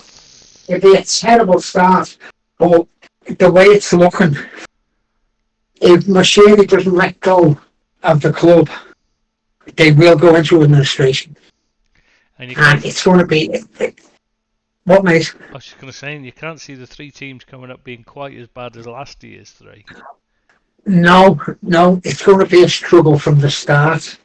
We got off to a decent enough start last year, and we did have a bit of a cushion when we lost the points. Even you were saying to us that, even if they took the 9 points when you give us 9 to start with, you'd still be okay. And as it turned out, we were 9 or 11 points clear or something like that in the end. 14. Oh, was it? Right, Yeah, whatever we were clear. Easy clear. Yeah, so say, to be fair, Seamus said it as well. We were saying at the start of the season that there was no way, no matter what happened, anybody with those 3 was going to go down. No, you got points. You got points deduction, but we're not rock bottom, which is already a good sign. Yeah. Yeah, that's what I'm saying. I think it's going to be harder this year if we start off with 9, possibly 12 from the start. It's hard to get going because you've got no momentum. We had a bit of momentum last year, which carried us through. If you start off with it, I don't think it's as easy. I think if you start with, if you start off on the minus points, it gives you a fighting chance because you get, you're fired up from the start. The problem is if it comes in partway through the season like it did last season, and it hit you, because it did, because you stumbled after the point deduction. You did start, that was when you had your bad run. You were looking, you were starting to put yourself in trouble, and then he finally got you going again afterwards and got you clear right at the end. But for a while you were stumbling. I think that's the problem. If we can get it before the season starts or after the season finishes, fine, but you don't want it. That's to disagree with that, because I don't think players... We're after a couple of players. Whether they get followed through, I don't know, because of the money situation. But they're not going to come to a club who's starting off with come to a club that's starting off with a 12-point deduction. I think that might be a bit of a problem attracting players. Well, you don't have to worry about that, Billy, because if you go into administration, you won't be able to sign them anyway. You won't be able to get players. I know what you're saying, but we're trying to get pros. I don't know why. Go on. You won't be able to sign anyone if you're in administration. You'll be blocked. Yeah, but that's before we sign it. That's after we could sign someone, I think. No, I think that's how it works. You wouldn't have 9 points. I'm saying you wouldn't be 12 points deducted if you've got and then signing players because you'd be banned from signing players. You know, you'd have a transfer ban. Yeah, I see. Yeah, And because the admin, that's the where I'm admin at, wouldn't though. allow you to buy anyone anyway because they'd be wanting you to just get rid of rather than bring in. They're not, you know, that'd be how it's run. You know, it would be literally you'd only be able to buy in desperate need, like what happened with Derby when Rooney went in, and he was just signing free agents. That's the ones you'd have to. You wouldn't be able to actually buy players. Yeah. We're still linked with that project. Yeah, The Chelsea Rangers were Fulham last year, wasn't he? another injury. And yeah. Well, we're linked with him for 30 million, and I'm thinking, well, Jesus. why is he linking him for 30 million? Unless Brentwaite, Onana, and Calvert-Lewin are going. That's the only reason that they could. You know, is get them out before administration, get new players in. I don't know. It's 30th of June, is it? Yeah. He's got to be sorted by. Because that might, if you got rid of all three of them, you might even get as much as 35 million. So then you'd be 5 million plus. Yeah, very possibly. I can't see why anyone would pay any money for Calvert-Lewin. You know, Modeling geek. Maybe it's a modeling geek. Possibly, because that's about all he's good for now. He's finished. No, he had one good game all season. I think if he got better service, he'd be a lot better play. You can't play one up front and expect him to run the line, run the channels, and be on his own. That was a bad bit of setup. I mean, but he doesn't need to. He's not listening to instructions. That's the point. That's why he kept getting dragged off and swapped over, because he's not doing what he's told to do. He's meant to just. When he had one good game, and that was when he did that, and that was against Liverpool, and that's the only time he actually went and attacked the centre backs. Otherwise, he's just running all out. He's not got the brains. He's not got the intelligence to play the role on his. You know, without. You have to simplify it for him, and even then he's no. I'm sorry, he's just not. Apart from forget the injuries, he's just not that good. He doesn't score enough goals. He's not good enough at anything, any part of the game. He's not quick enough. He's not got good enough movement. He's not.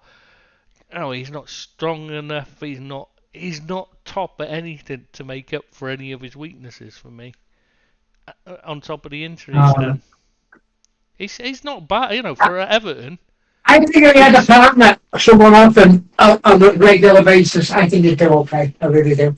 The thought is not the answer. He stays too deep, and he'll back you up, but not all the time. And he's winning balls in the air, and he's just not, you know, they just got fallen to no one because I thought the setup was bad. The attacking setup of Everton. Not wrong with the defence, but I thought the attacking setup was very poor. Decore's not Decore's too loose on the ball. He gives it away too much. Yeah, he is. Very much so. And he doesn't make the ground any short. He does in the odd game, but he doesn't make the ground up enough. And we don't have wingers who cross the ball either, by the way, for Calvert-Lewin. Oh, you definitely need as much as... McNeil, I like him as a player, but he's not a winger. Jack Harrison is a left footer playing on the right, won't cross the ball. That's not helping Calvert-Lewin. That's what I'm saying. Anyway, Bill. Even when he played on Leeds, he was awful. Yeah. I wouldn't have kept Alderman, to be honest with you. I don't think he's that for the player, but I don't take the side. He was hard worker, but I don't think he's a very good player. Grafter. That's where he's a grafter. That's all he is. A grafter. No quality. Not much quality. No, it's shocking he came to the Man City system. Yeah, absolutely. Yeah. Do you know what? I think Everton have got a decent back line. You know what I mean? I know you're not a Pickford fan, but I think between Pickford, Tarkowski, Brantwaite, Mykolenko, and I don't think Patterson's going to come back on the right, to be honest with you. But Coleman, maybe get someone for Coleman, because Godfrey looks as though he's out the door. Yeah, but it looks as though Godfrey doesn't want to stay at the club. He's been offered a new contract twice now. He's turned it down. He wants to go. I don't think he'd be the biggest loss, but we do need to get right. But if you've got a defence like we've got, you're okay. You know what I mean? It's a good basis, and then you've got to try and be a bit more pragmatic than that. Get out and attack teams and have more quality in midfield. I will say this, I'm not a big fan of Tarkowski, as you know. I don't think he's the best individual defender, but I do think him and Branthwaite complement each other really It's a well. partnership, yeah, absolutely. Partnership. I think sometimes that's more important than having individually great players, is having good partnerships in positions like that. I think that's more important than Pickford. I don't think is a help at all. He's more of a hindrance. He flaps at crosses, he gets in the way. And they're making up for the fact that he's poor by, they're heading it. They can. Tarkowski will win anything in the air. Branthwaite's good in the air as well. Yeah. So you're not getting. They're protecting the weaknesses and stopping the shots and getting in at Pickford and that. So I don't think it's about Pickford being any good. I think it's about those two being a very good partnership. And Mikalenko has improved massively. And, he has improved massively. And you play your midfield helps a lot defensively as well. Work hard. Yeah, certainly. I think, it's a good solid base, but it's not exciting, attractive football, is it? It's not the school. No, it's not. But no, it's certainly not. It's sort of a shame. I was hoping Sean Dyche might prove he could play attractive football. Yeah, well, if he gets another couple, he wants a couple of players actually, whether he gets them, because we just talked about administration. But if he does get a couple of players, that might change. I've been very, very scathing of him, the way he's set up the side to not lose rather than win in games, even at home. He's a bit disappointing. Played really well against Liverpool, and then you're playing against Luton and getting beat 3-1 at home. That's not the way Everton wanted to see the side play. Not attractive at all to the supporter. Yeah. But getting away from Everton, well, not getting away from Everton, moving on a bit from Everton. Bramley Moordock looks amazing, by the way. If you haven't seen it on YouTube, have a look. Because it's not Everton. No one at the moment. It's not Everton. Not Everton at the moment, no. 777 and put millions and millions into it. That's why he wants to do the deal with 777. There's other investors who have put money in. Like O'Rourke, who are building it, are still owed millions and millions and millions. Do you reckon it's gone up to 780 million now? From the original 500 million. And it's destroyed Liverpool. It's enhanced the dock side, actually. Has it? That's why they took away the what do you call it? You know what I'm talking about, don't you, Bill? What they took off Liverpool because of it. Why won't they took off? The conservation, area of Capital Cups. Natural beauty. Yeah, whatever. Yeah, there's still one of them further down. There's still one of them further down in the the festival site. And that ground is absolutely amazing. It's better than Tottenham's. Got to be better than Tottenham's, which I thought was the best. But you have a look at Bramley Moordock on YouTube. Follow it. Fantastic. My auntie likes to send me it. It's fantastic. It's like, it's but that's another one. Still not it doesn't matter how good it gets, it's still not going to be pants on Anfield. Let's be honest, because it'll still be full of blue. yeah. Wow, maybe not the way they're going. Scrappy is that's right. Someone will take it off there. The thing is, you could end up in the same situation. This is like Chelsea have done, just where they've sold their stadium to somebody, sold the hotel and all that to somebody else. One of the other companies are the owners. That, what you've got there is a problem until you get a hold of it. I mean, that's what held back. That's what destroyed teams like Charlton. Took them out of the league because they didn't own their ground. Loads of others as well. That's where the problems, the financial problems come. Is when the owner the thing is, ground starts. Everton do not own Goodison. They do not own Finch Farm. Yeah, but it's They council. own absolutely nothing. It's not. That's Oh. Usmanoff now. Well, it was Usmanoff. He bought it. Yeah, they bought that. It's called Usmanoff Finch Farm.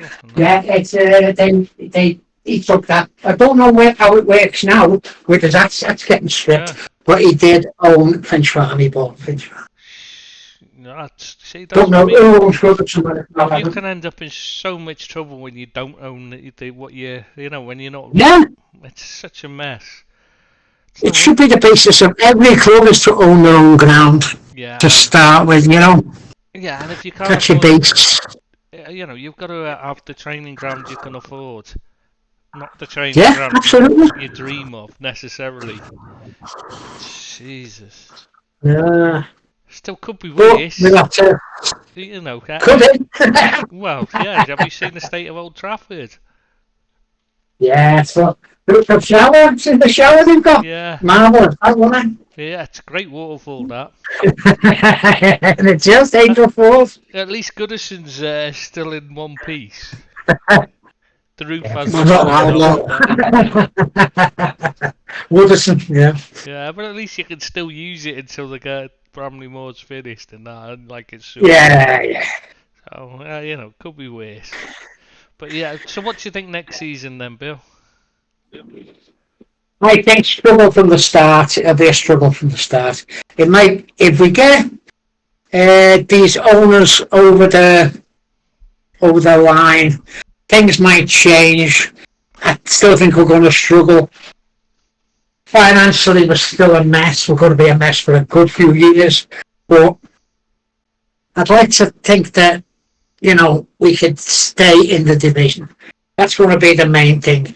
To go to Bramley Moor. Bramley Moor's going to be finished at Christmas, but they're not moving into it till the season after. Why they made that decision, I don't know. But it takes your certificates and that, Bill, and you have to have test events and stuff. So. Yeah, they're doing the tests. They have 1,000 in, then 2,000 in, then 8,000, then 10,000. Do all tests like that, don't they? Yeah. And I was reading up on that, and they could have them done before Christmas, but they're going to put it off now and have the full season at Goodison. They don't want to disrupt things or something, so it is what it is. But I can see us struggling next year, Tris. I don't know what I think we're definitely going to struggle. But, I think if we are struggling, I think we've got the best man there, Sean Dyche, to do it. But I would like to see him be a bit more, forthcoming, a bit more positive. Yeah, that's the right word. Be a bit more positive. Go for games, be a bit more attacking, a bit more flair. I know we haven't got the greatest players, but I would still like him to give it a bit more, and throw the crowd, try and get them something to cheer about, because there's not a lot of other things to cheer about for them. Yeah, you may as well go for it at the end of the day. Yeah, absolutely. It might be wrong for the chicken as a ferret, but yeah. What? It's an old saying that, don't worry about it. Oh, I didn't hear what you said. You might as well be hung for a chicken as a ferret. Hung for a chicken as a ferret, yeah, got you. Sorry, I didn't hear what you said. I totally misheard. Sorry, I didn't hear it properly at all. Got you. No, I've heard that before. Yeah, old people say that. Yeah, don't they just? Should we move on to Brentford then next? Yeah, they struggled for me. Well, struggled for everyone, but I don't think they had the best season. I think Thomas Franco found out a bit, to be perfectly honest. I've never been his greatest fan. I thought he's alright. People were saying he should have this job, he should have that job. I think he's exactly where he should be. I think they're a horrible side to watch. I think they're a horrible bunch of fools at times. I do, honestly. I think and Bremo, I think he's a flat track bully. I think he's okay. He done absolutely nothing against Everton in 3 games last year. He's Sorry? he was injured. He was injured for a bit of the season, but not against Everton. Who's that? And I don't Sorry, think I'm he's all that. And Oh, Bueno. Mbeumo, yeah. Yeah. Everyone's saying he should be playing for Liverpool. You know, No. he should be at the top side. I think he's a flat track bully. I really do. I think he's all right against the lower side. You know, sides that haven't got great defenders. I don't think he's all that. And I think they're horrible to watch. I really do. I think they're thugs. Yeah, But no, that's I my agree. opinion. What do you think, Seamus, about him? Or is he falling asleep? He's probably falling asleep. He's in the No. Yeah, but- getting old. No, I turned my mic off. Old. okay. Because he Thanks. was snoring. No, He turned it off because he was snoring. Yeah, thanks. I'm neither gonna confirm nor deny that accusation. I might have fallen asleep. But no, if you're really interested, you can start a betting on that. Yeah, I already Waste know of you all. just do. That's what you said to the microphone. Your reputation precedes you there, Steve. But I don't know like what happened with Brentford. They were like, I don't think we can criticize them, but we can praise them because someone was too busy making bets instead of playing football.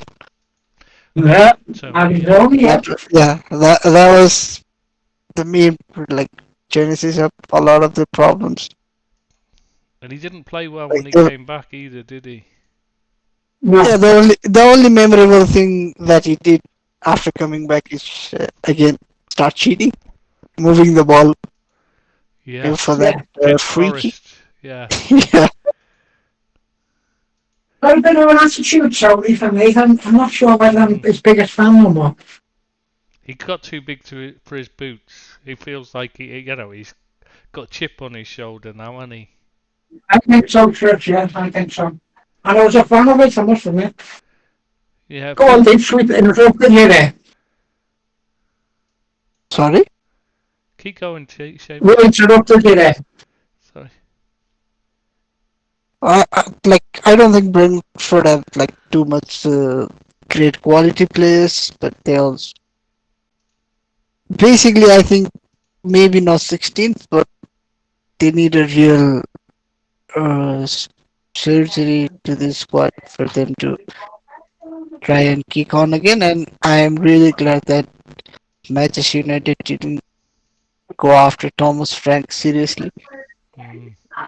He's got a lovely head of hair, but that's the only thing he has over Ten Hag. No, that's the only thing he has over Ten Hag. Genuinely, I'd pick Ten Hag over Thomas Frank. I would as well. I mean, it's just the style of football's horrible to watch. Like Billy said, it's just cheating. They just break all the rules as far as they possibly can, bend them if not. You know what I mean? It's time waste, they stop you playing the ball. Yeah. They're horrible. Kick, bite, scratch, And anything. they've like gradually gone down, both in terms of quality of play and also the league position and finishing, like Mm. points table as well. Yeah, yeah.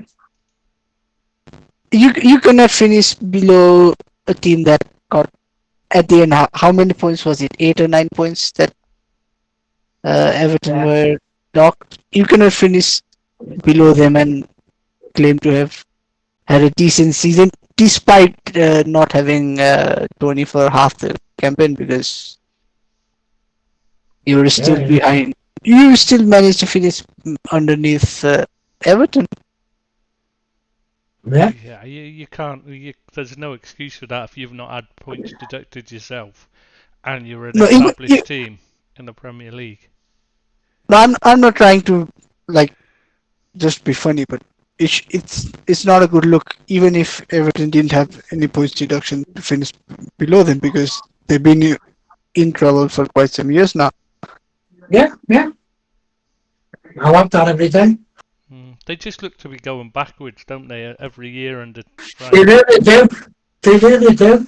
But people are still counting him as this great, a really good manager. The big club should be looking at him. I don't think he's done anything that's out of the ordinary. He's got them playing, but as I say, they're not very nice to watch. No, I wouldn't touch him with a barge pole. No, not me.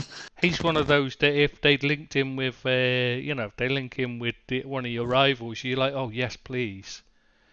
But if they link him with your team, you're like, oh fuck, please God, no, please no. He's one of them. Definitely 100%. No. No, you're not going to. So next up, it's we're gonna look at the other team. How was it exactly worded? The statement from Forest. We're gonna take. Bloody hell. Whatever it is, next up is Nottingham Forest. Yeah, Forest next. Yeah. Yeah. Maybe we can. Bournemouth are going to finish, by the way, next year. I think they're going to struggle. Brentford, you mean? Brentford, sorry. Brentford are going to struggle next year. I think they're going to be down there, really.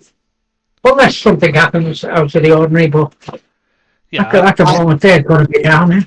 Yeah, they'll be in the battle again, I think. What do you think, Seamus? Yeah, the sensible prediction would be them again flirting with relegation, maybe even getting relegated.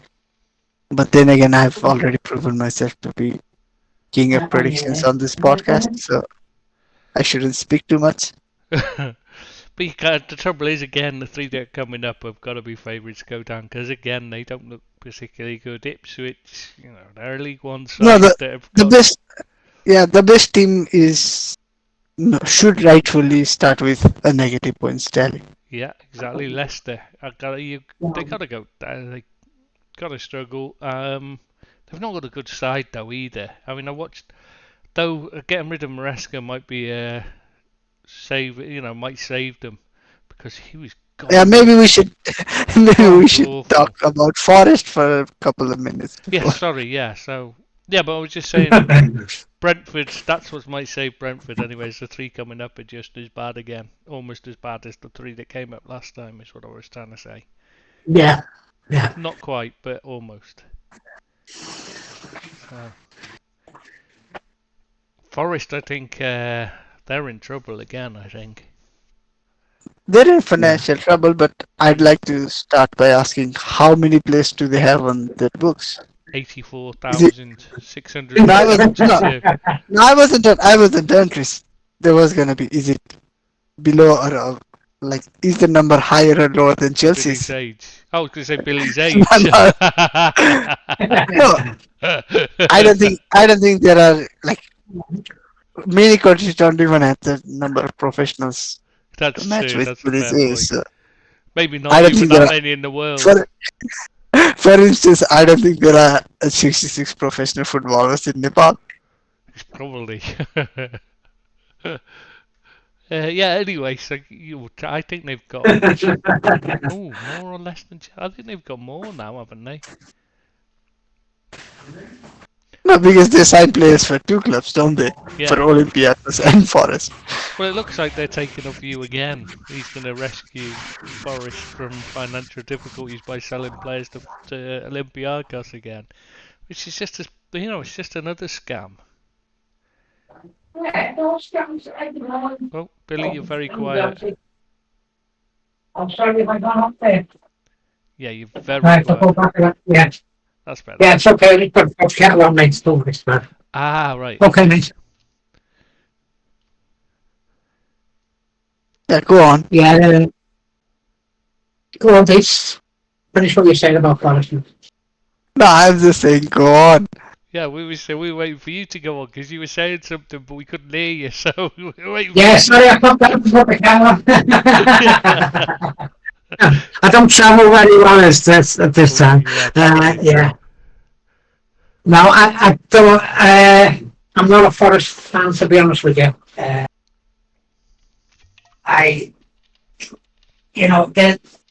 it wouldn't bother me if they went down either.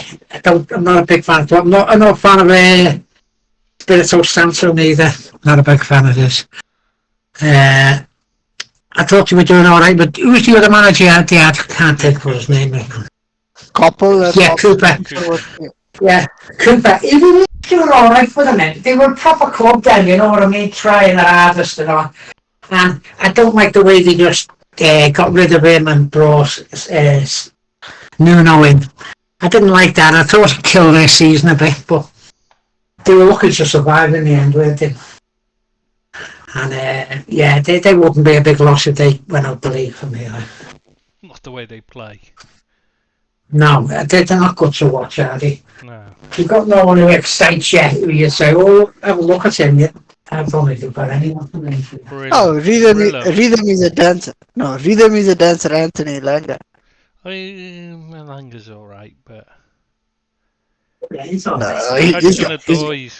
Just to see yeah, but that's a banger of a chant. Rhythm is a dancer, Anthony Elanga. I think that's... Is Elanga there permanent now? Or was he just on loan? Yeah. No, he joined No, permanent. He joined them on permanent. Yeah, and Hudson Oh, Odoi right, did. okay. But they've got three players. Basically, they're built around three players: Hudson Odoi, Anthony Elanga, and Murillo. That's their three quality. Oh, MGW as well. There, what's it? Yeah, Gibbs Gibbs White. Yeah, he's the one that's their playmaker. But he just, he's far too often he's he's just not good enough. Just doesn't perform. No, I think he's English. He's a stereotypical English player. He's got an attitude. More of something. He's very dislikable. Difficult. And it's the same for them that Avani can't stay fit. That's the problem. At point he looked, he looked a real menace, a handful.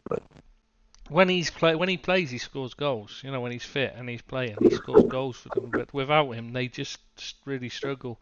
And that the way they just flash money, throw money around, and buy hundreds of players for no reason. They bought more players than they could put in a squad, and they still had the squad they came up from the Championship with the first season, and then to do it again the second season to buy another huge number of players. You never won it with that, with the FFP and the PSR and all that. How did they get away with it? Well, they didn't, did they? But that's the point, isn't it? They just thought, well, we don't care about the FFP, we're just going to do what we want. That's basically what he's done.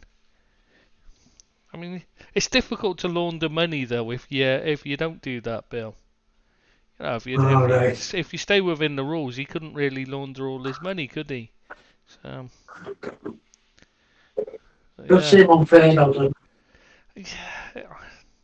it does make them difficult to like as a club for it. Yeah, Him being his ownership, the way he's run it.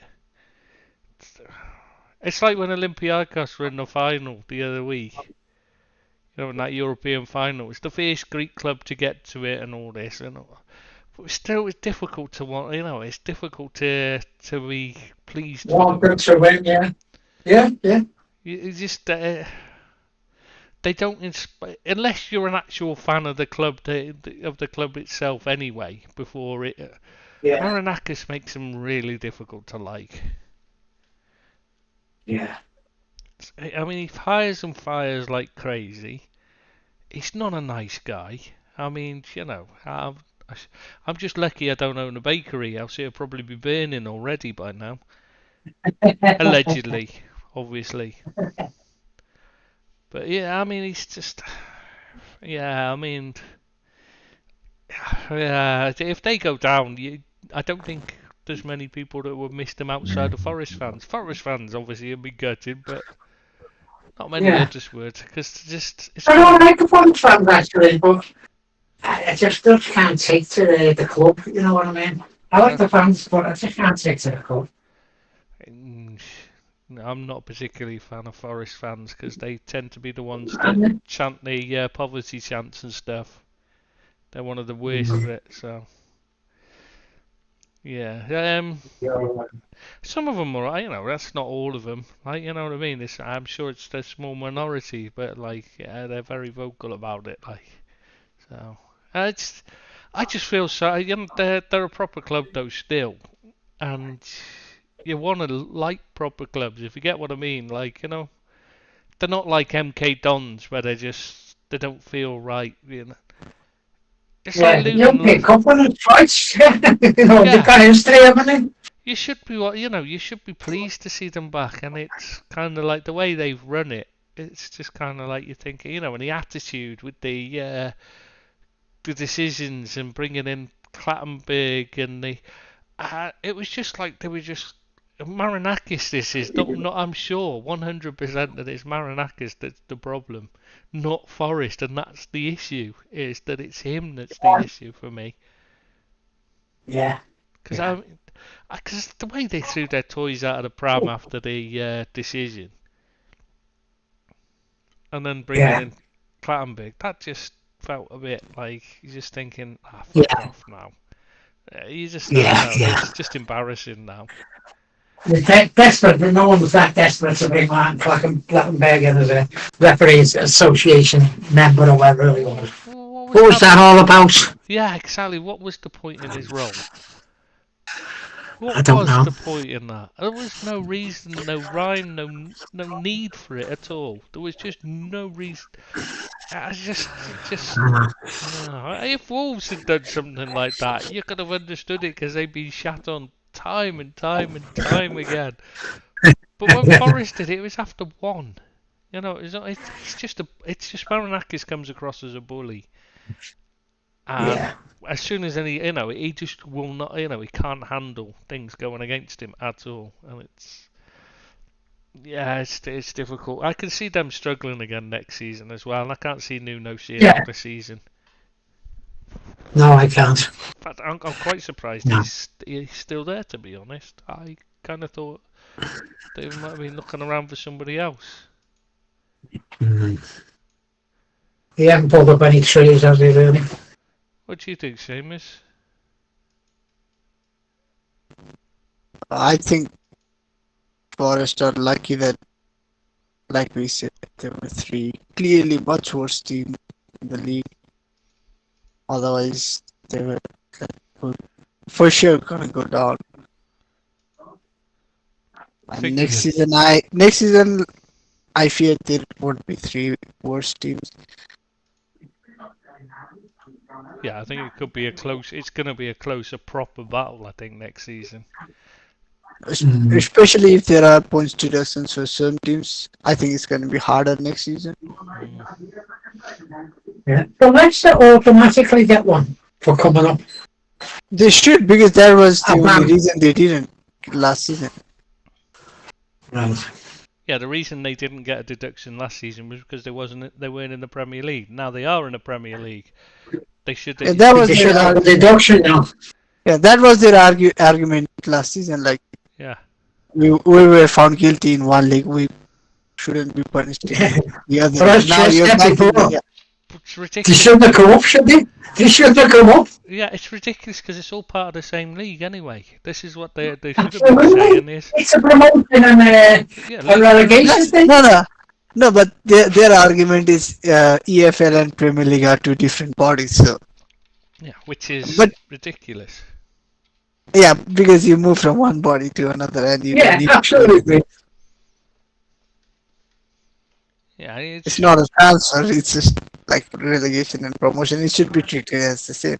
Yeah, and when it always used to be before the Premier League was set up. It used to be like it was one, and it's still part of the same system. I mean, if you break the rules below the EFL, and then you try and get promoted, any punishments will get held over from the from the non-league. And it should be the same no matter where in the league pyramid you are. Yeah. It's all part of the same league system, after all, part of the same league pyramid. So it has to be, punishments have to be consistent, otherwise what's the point in it? Yeah. But how many points are they going to get docked? I'll be really interested. Yeah, I mean, they definitely, they got away with it the first time round because they got promoted. And then they just, how do they get away with it when they went down? Are they going to get? I don't know. I just think it's just outright cheating, isn't it? Yeah. So, but yeah, that could help Forest though a lot if Leicester start off with the. I think that's. Yeah, but who's to say? But who's to say Leicester? Sorry, Forest won't be starting with a negative points total. True. And I'm not convinced Leicester will be the main threat anyway to them staying up. I think as Luton showed last season, it's the team that's together as a team that will cause the most, that'll have the biggest chance of surviving. And I think that's why I think Ipswich are probably the one that will have the best chance, even though they've got by far and away the worst squad out of the 3 teams that have been promoted. Yeah, I think they're together as a club though, and I think that's what I like about them. And the same with what Luton were. They did a good shot, and everyone thought they were going to be miles adrift of everyone else. And they made a good show of themselves, to be honest with you. They made a fight of it. Yeah, they did, yeah. And you've got to, I mean, for me, I don't know about anybody else, but for me, I was actually really wanting them to just at least take it to the fight. You know what I mean? Take it to the next game, to the next game. Just keep go on. I actually really wanted them to do well. They had a really bad run in the last 6 or 7 games, didn't they? Like, I don't think they got a point. And they were doing all right up to then, and we're in it. Yeah. It's such a shame because it looked like they were going to make it, but then. Yeah. Yeah, I mean, obviously, if you're a Forest fan, you'd be saying it's not a shame, but like we said, it's difficult to like Forest the way they are now. Whereas Luton, I mean, they're Italian, they were. It's a miracle they were there in the first place. So it was like the underdog story, and it's difficult not to want that to go further, isn't it? Yeah. So what do we think? Should we move on to Luton as well while we're on the subject? I mean, I gotta say they actually had a good season. Even if they didn't survive, it's still a good season, I think. Don't you? Yeah. I thought they were going to counter themselves there, and they played some decent football as well. I thought Barkley played really well for them. I'm not a big fan of him as a person, but no doubt he's got ability. And yeah, they played some good football as well. So, they were all lucky to go down in the end. There's a couple, that were just a little bit better than them. But I thought they gave their all, and I thought the manager come across as a really nice guy, and the club come across as, a really good club that's on the up. I know they've got a lot of work to do on the ground and that, but I think they are. Can I just say so? You and the media and all that fawning over Ross Barkley's appearances for them. I don't think he was very good. I don't understand why everyone thinks he did really well. And I really don't see what he did. He took too many touches, dallied on the ball, didn't work hard enough back, chasing back. He was there playmaker, Tris. He was playmaker. He was wasting the ball, and that was when the final matches was when he was the centrepiece of everything. When he looked like the same player he always had been at Chelsea and Everton, where he just strutting around thinking he was the king of the walk rather than being part of the team. And I think that was the problem, is that he always. I agree with Jack. He was like that at Chelsea. I don't think he was. I think he got put in his place a bit at Luton. I don't think he was the big I am. I thought he worked hard. I thought he was their best playmaker. I thought he was their player of the season. I haven't looked to see who was their player of the season officially, but I would think it would be Ross Barkley. I thought he had a good season. What I seen of them, he was their mainstay, for me anyway. But, stats might prove different, but I thought he was their best player. Yeah, I'm not convinced on that. I think a bit grounded. I think he's grounded a bit now. I still wouldn't want him back again. I didn't see it. I didn't see that at all, and people were raving about him. And I was constantly thinking, for me, I think he was poor all the time. He wasn't, not poor, but not good. If you see what I mean, he was just like, he was just okay. Like, you know, when people were raving about him, I'm thinking, no, he just looks like a Luton player, and not very good player. You know, he just looks not good enough for the Premier League, and I couldn't believe people were talking about him. You know, they're like, should we sign him? It's like, no, he's shit. He's still not good enough. For me, I just too many touches, too much about him. You know, everything. He wanted to be the centre of everything and play every pass, and you know, and he took too long, constantly on the ball when they needed to be quick. You know, they're when they were good. You know, when they were doing well, when they went through that good run and picking up results, they were attacking quickly. Everything was done at pace, you know what I mean? They were moving the ball forward straight away. They weren't arsing about, they weren't passing sideways and that. But as soon as, all this, the press came out about how great Barkley had been doing for them towards the end of the season, that was when he stopped doing that. He started passing it sideways, and he's taking extra touches, and he's doing turns and trying to beat his man, trying to have a shot from 55 yards and stuff like that. And, nah, for me, it just went to his head. Right. If you go to Villa, do you think he'll go to Villa? If they sign him, then they're stupid, because he's not gonna. He'll just mess up what they've got. He's not good enough to get in their team. I don't think he is, no. I know they've lost Luiz, but yeah, no, I just don't see where he fits. No. Hasn't it already been confirmed? Hasn't Barkley to Villa been confirmed? I don't remember it being confirmed. I'll have a look quickly. Well, you two move on to talk about But Burnley. it would be quite a move for Barkley from relegation to Champions League.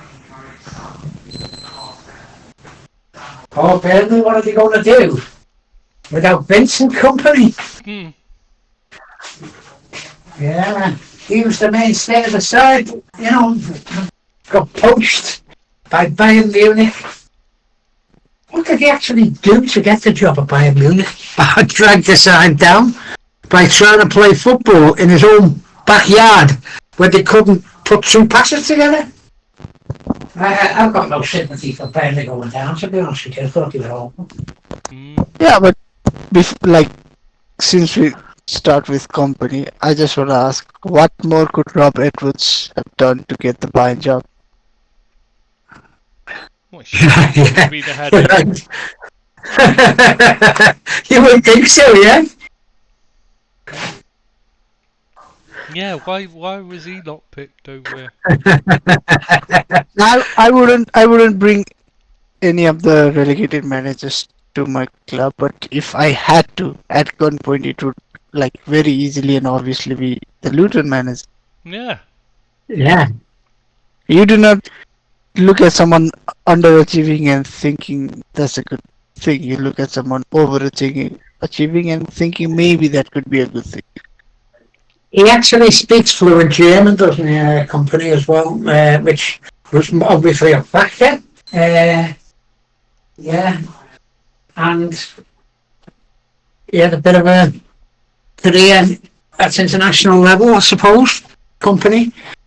So maybe that's why they picked him, but he wouldn't have been a pick for me. I was absolutely flabbergasted when I heard that he was going to Bayern Munich. He was even being considered for the Bayern Munich job. Never mind getting it. I'm lucky surprised he wasn't sacked before the season ended. I think we said that in a few of the podcasts last year, didn't we? That we were talking about who do you think might be the next manager, and if I remember rightly, he was constantly linked with be the next one to go. Yeah, but Burnley must be really happy right now that they didn't, because what a payoff for them. I know. Yeah, 18 million was it? Did they get 18 million from in a payoff, was it? Something like that. I don't know the exact number, Billy, but Manchester City paid way less to sign him as a player. And he's at least 100 times better a player than he is a manager. Yeah. I liked him as a player actually, but And me. Yeah, very good Well- player, but that doesn't necessarily make you a good candidate. manager. No, it doesn't. No, absolutely not. You can ask No. all of the class of '92. Yeah. Yeah. Yeah, it's a totally different job though, isn't it? From Yeah, just look at Wayne Rooney, yeah. or Frank Lampard, or Steven Gerrard, or Paul Scholes. Yeah. Yeah, none of them have worked out at all, have they, really? No. Yeah, I thought Burnley had a bad run there, but bad season.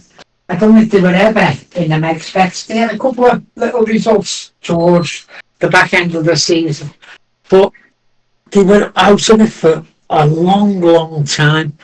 And when you watch them play, they started the. I know, it's probably the way forward, playing out from the back, but you've got to have the players to play out from the back. And they're giving the ball away in outside their own area by trying to play these triangles with the keeper who wasn't good enough, and the fullbacks and the centre half.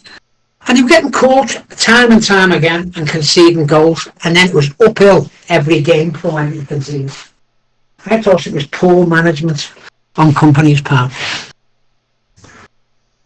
I'm totally with you on that, Bill. Totally with you on that. I hate to say it, but I agree with you completely.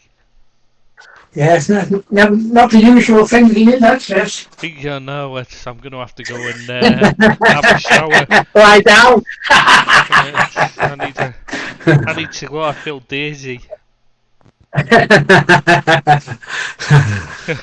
It's just not right. Oh God, I feel wrong. Oh, jeez, that's just not right. Eesh. Do you think any of the Burnley players will be taken by any of the other clubs? Well, their only real player that looked to be that Datro Fofana, didn't it? Who was on loan from Chelsea. But Chelsea have already replaced him, so yeah, he did alright, so Chelsea are buying another player instead, aren't they? They're buying that John Duran from Villa instead. Oh, what the fuck is that? Isn't he a backup player for Villa? Yes, yeah, he's struggled. He was still on a hype about Trafford Oh, as a keeper. Or he's in the England. Chris was criticizing him. Chris was I don't get criticizing him before it signed. I I don't get it, honestly. I don't get it. I told you before the season started, he's an awful keeper. I don't understand why they bought him. Why he said that? But I actually underestimated how bad he was. He was so bad, even company ended up dropping him. And the guy he was dropped for, I thought Muric was the worst keeper I'd seen in the Premier League. Then I remembered he was actually picked ahead of Trafford. So, and the worst part is both of them came from Manchester City Academy, if I'm remembering correctly. Yes. Well, certainly Trafford did. And he can't kick. That's what I don't understand. These people go on about is like he's Pele on the ball, and he can't kick it. Every time you watch him, every time he's put under the slightest bit of pressure, it just goes flying out to the touch. Even when he's actually trying to play trying to pick a pass, like it just goes out. It's an awful keeper. I mean, he's not. Yeah, I can't think of any good bit about his play at all. That's the thing.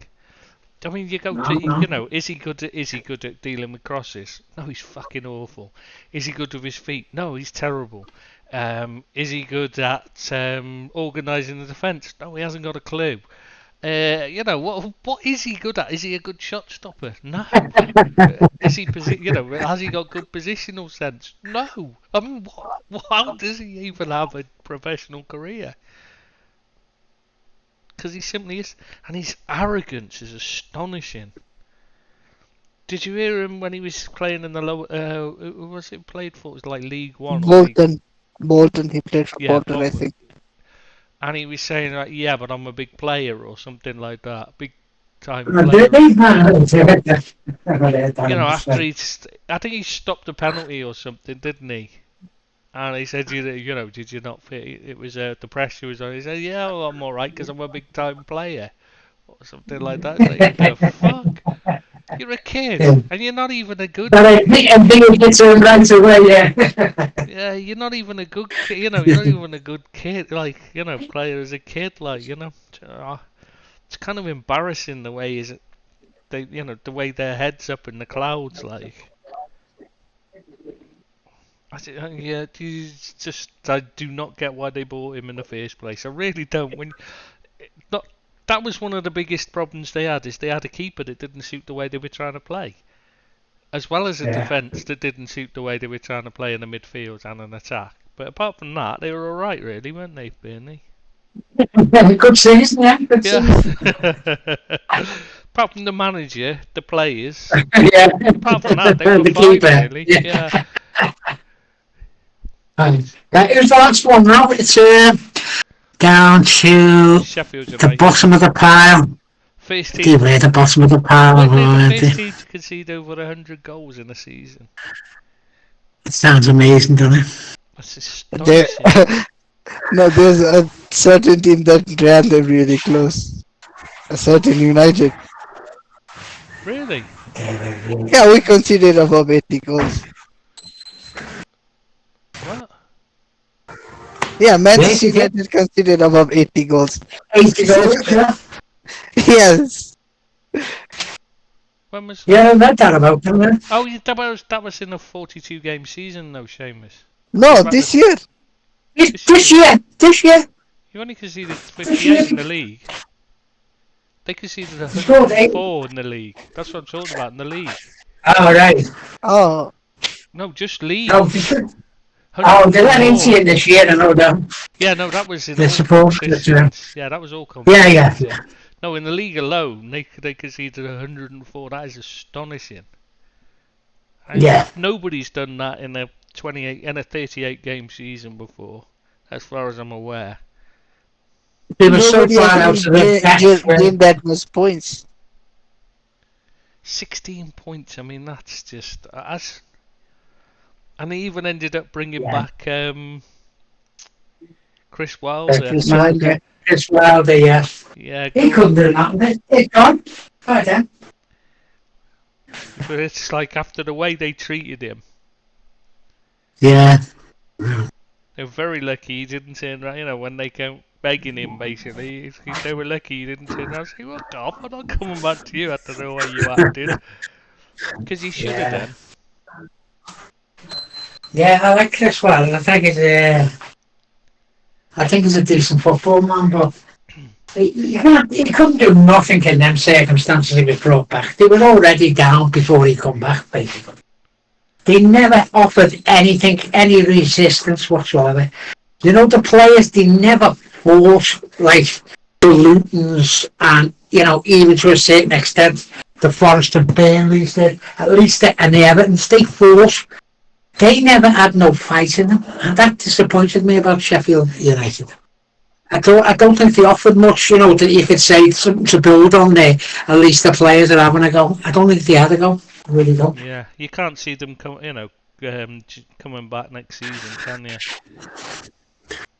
No, I think they're like a bit like United. I think they've got problems within the club. You know what I mean? For the players to not offer no resistance. I think it was a poor showing on their part. At least go down. If you go down fighting, give it all. They didn't give their all for me. I don't know what they gave, but it certainly weren't their all. It just didn't seem like they were even. Half the time you were watching them thinking, do they even know they're in a game here? Because they don't. Yeah. It looked like they were playing. You know, half of them looked like they were playing one system, and the other half looked like they were playing a completely different one as well. It's really odd they were. I was really disappointed in them. I was hoping, you know, we might be able to at least get them to put up a fight after he came back, but Yeah, even Wilder could do nothing with them. I know. To be honest with you, you've got players like Harry McBurney up Oh, front. Jesus. You're not going to score many goals, are you? You know, he is. I doubt if he's what League One standard. I mean that. No, I think he. don't know.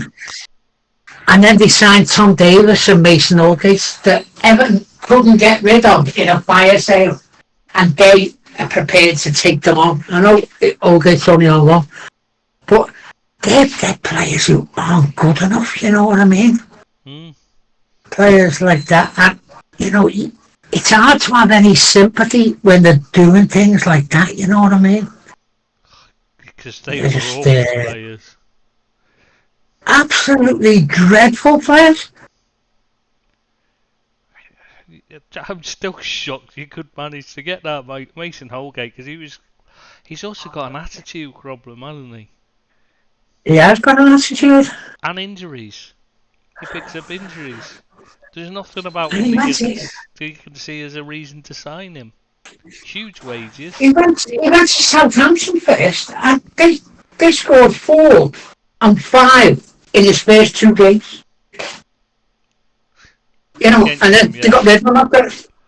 But you can see the 4 and then 5 in the 2 games that he started first. Absolute mess of a player. I just can't understand it. He's one of those injuries absolutely destroyed his career. But you do wonder why people still keep going, giving them chances rather than looking for. There must be a young player in your academy or something that could do that job, surely. Thing is, we're still paying him 78,000 a week. Yeah, it's no wonder you're in trouble, really, when you've got players on that kind of money. That's what we've got. That's why they won't buy him. Southampton wouldn't buy him. No one would buy him. He's been on loan a few times. But people aren't going to buy him on that sort of money. So he's got another 2 years, I think, of his thing left. So he's just going to sit down and say, no one's going to offer me that. They'll be offering me 20,000, 25. I'm getting 78 of everything, plus bonuses and whatever he's entitled to. He's going nowhere. Absolutely nowhere. Christ, I'd be happy with 75 a week. Give me that a year. That'll do me. Absolutely. Yeah. Fucking hell. Getting that a week in it. If he was a good player, you don't mind, but he's never proven himself over a period, has he, of time. He's always kicked up injuries when he's doing well, so you have to say it's astonishing that he's got that kind of salary. And they got that, they signed that Brereton Diaz, didn't they? Yeah. You know, it made a bit of a difference when he first come, but you can't. One player isn't going to make a difference to someone like Sheffield United.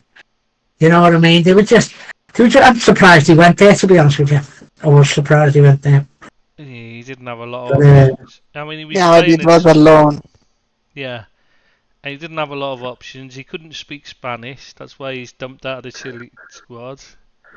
And so Yeah. Because he's not Chilean. Obviously.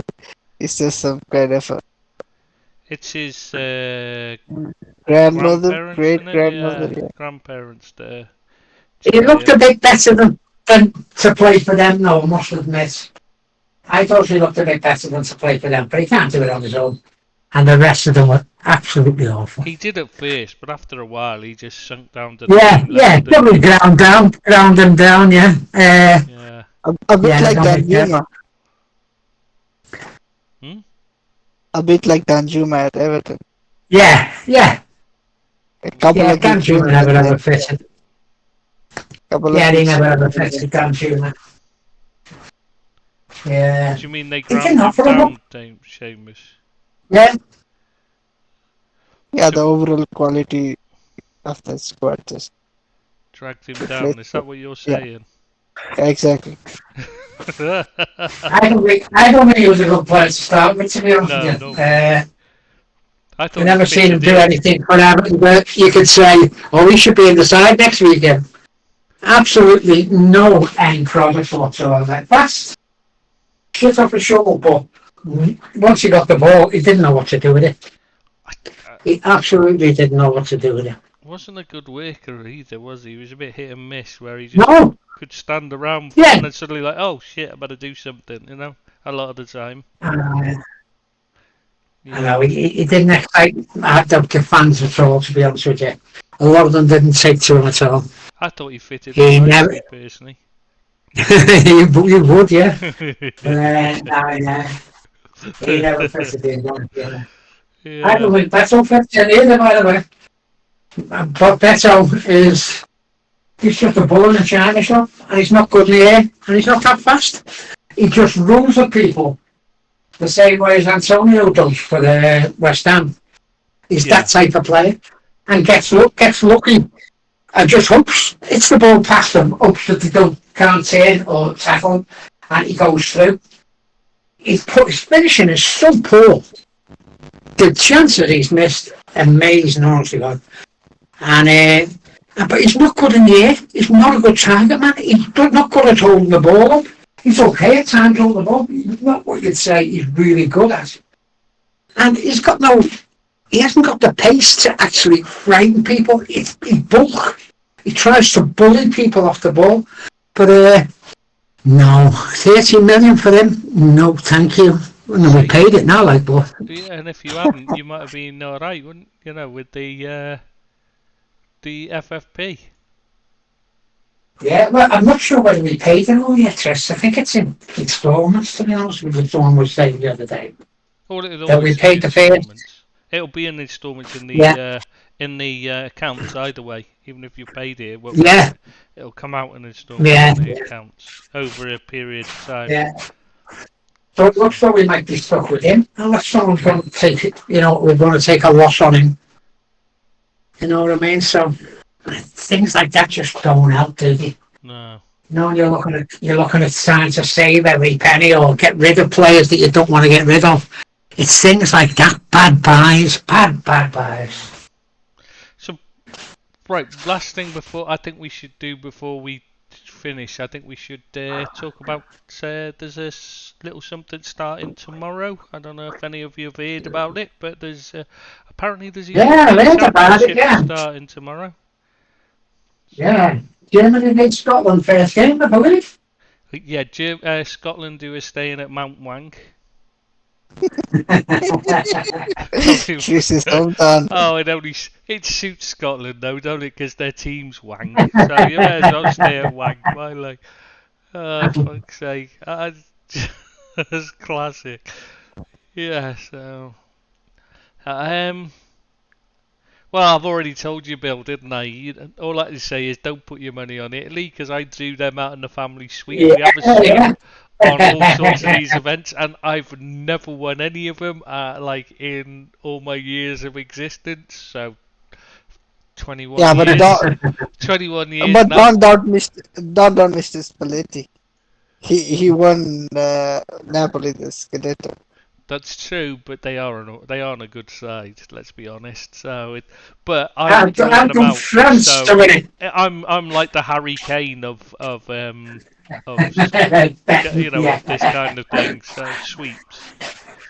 I don't know. Is it betting? Because like we just do it. It's just a bit of fun. Like I don't even know if it is. It's about as close as I get to gambling. Anyway, don't really gamble because there's no point. I'd only lose. So yeah. So yeah, we go. So Italy aren't going to win it. That's all I can tell you about it, really. Right.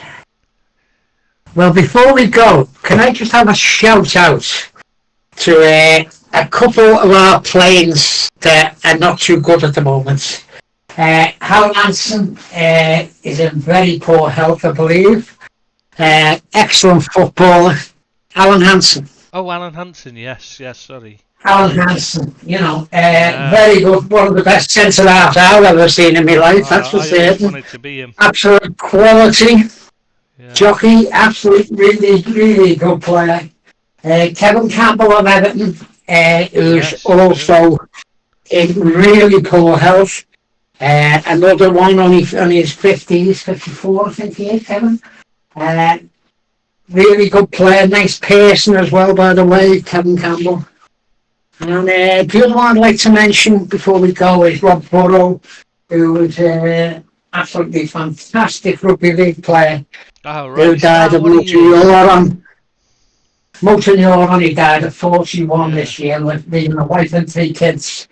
Him and his mate, Kevin Southfield, who's done all the marathons, raised 15 million. Wow. For motor neuron disease. Everyone's clamouring for him to be a knight now. He's doing another. He was number 7, Rob Burrow, for Leeds, and he's doing 7 ultra marathons before Christmas in 7 days, which is fantastic. Which will get them up to the 20 million, which is fantastic. But just three sports people there who I think we should, think about.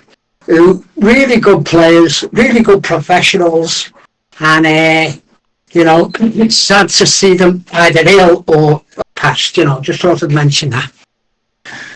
Yeah, no, that's a good shout, Bill. Something we really should have mentioned sooner. Really, if anything, I really hope Hansen and Kevin Campbell get better soon. I always wanted to be Hansen as a kid, but I was never tall enough. And I wasn't. Height is the thing that stopped you. Yeah, exactly. Yeah, but I mean, Yeah. nobody had even given you a chance in central defence because you were too, when you're too small. You know what I mean? It's like I seen you as more of a Moby than a Hansen, to be honest with you. I actually played more like Souness. In other words, I'd just break the legs. I was an animal. I wasn't like. Just, the ball's there, but I'm gonna make sure I cripple you as well. Will I get it? That was more me.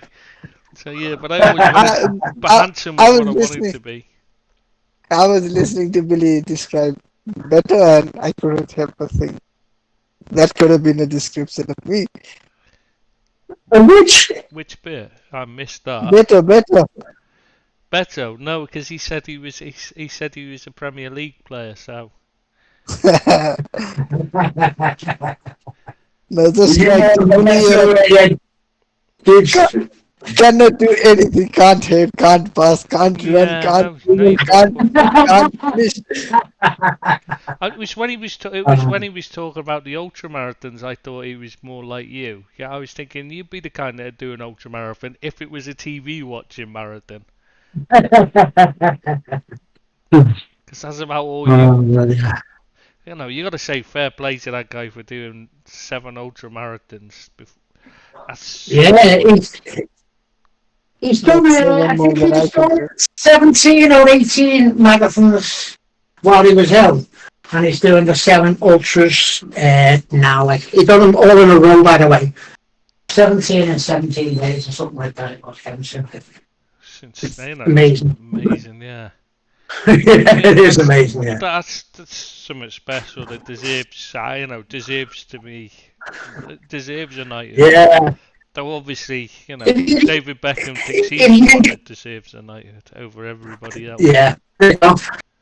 Just go on YouTube, or you can go on one of the catch-up sites and type in Rob Burrow, and if you think about his life and what he'd done. He was only 5'3", 5'4", and he said he'd never make it in professional football. Ended up with 8 championship medals, you know what I mean? Fantastic play. But you can get it on catch-up. Just have a little look and see about how he forced motor neuron and what he'd done. There's a centre opened up in the Leeds this week, the Rob Burrow Centre, to help people. What he's done for the motor neuron society, you know what I mean? Fantastic. If anyone wants to have a look, just have a look. I did Rob Burrow, and it'll give you insight into what the man wants to do and what a good person he was and his family. Okay. But there you go. I can't watch that here though. No. Oh, can't you? No, you can't watch anything on there. It says it's not as worth watching that you have to be in the UK. to watch all that. What night you just watch it, and VPN never works right. Has everybody got you there? Because you've gone quiet. I am. Ah. I am. Oh, thank God. I thought I was left on my own because it just went really quiet. It's like, huh? But Billy- what's better, being? But what is better, being on your own or being with me? Good point. There, Actually, there's yeah. pros and there are pros and cons for both. Yeah, I'm kind of regretting it now that it's you that's still here. If it had been Billy, I'd have been happy, but now it's you. It's kind of like, oh, God, no, please make it stop. Is Billy gone? Anyways, Euros preview Has it gone off? Yes. probably. Yes. You're back there. Oh, now you're back. Oh, I don't mind. I don't know. Yeah, I don't know. You sound like you're underwater, mate. So it's really difficult to understand. The internet is terrible, by the way. Too many trees. Trees. Yeah. Yeah, get from the blame for where you can't get good internet. Really? I pay double from the internet for all the players. Yeah. It's a bit out of it gets full of trees, and they said that it's that, you know what I mean? Everyone's the same around it. Very poor internet. I've got fibre broadband at the highest speed and still can't get it. I don't have to tackle. I can't see how trees can affect it when it's a cable under the ground. How bizarre is I know, that? because the cable comes from a mast, the same. And the mast by the trees, that's what these telephone really complain about anyway. Well, if it's I'm with BT. if it's fibre optic broadband, stick it under the fucking cable in, you idiots. You know what I mean? It's not rocket science, is it? No, Okay, now. no, I upgraded to the fibre. Trust me, I paid an extra £20 a month or whatever it was, and wow. yeah, it's still straight. Still straight. It's probably better than what I get here, to be fair. This just goes off at whenever it feels like it. You're in the middle of editing and you're going to load the page up that you've just spent ages, writing out an answer to someone, writing out a reply, and the fucking internet just cuts off at that point, and everything just vanishes that you've done. And you can't back up, and it's still there. It's just gone. Everything's gone, and you're like, you bastard. And it doesn't load it in, of course. It just, Yeah. all the time here. And Hey, boy, it was very nice to be back. Yeah, it was great having you back. Very nice to be back today. We should keep it going hopefully next week and We'll have see a if lot we've to got any more discuss. to talk about. The Euros will be the big thing next week, won't it? It'll be mid. Oh, It's okay. kicked off. Yeah. Actually kicked off big time, you don't know yet, but yeah, so After look forward to Serbia. that next week. When do England I'd play like to thank you Serbia? boys. It's Sunday, I think it is. It's Sunday, I think it's Sunday to England. Because that'll be when it kicks off Yeah. properly. Apparently. Yeah, with the supporters, definitely. So, I shall see you next Thursday. Thanks See you so next much. Enjoy Tuesday, that. Bill. Ta-ra, boys. Ta-ra. Ta-ra, See you peeps. next Ta-ra, sis. Tuesday. Ta-ra. So, well, that would. Thanks everyone for listening, and we'll see you next Thursday. I'll see you next Thursday. Bye-bye. Bye. Bye.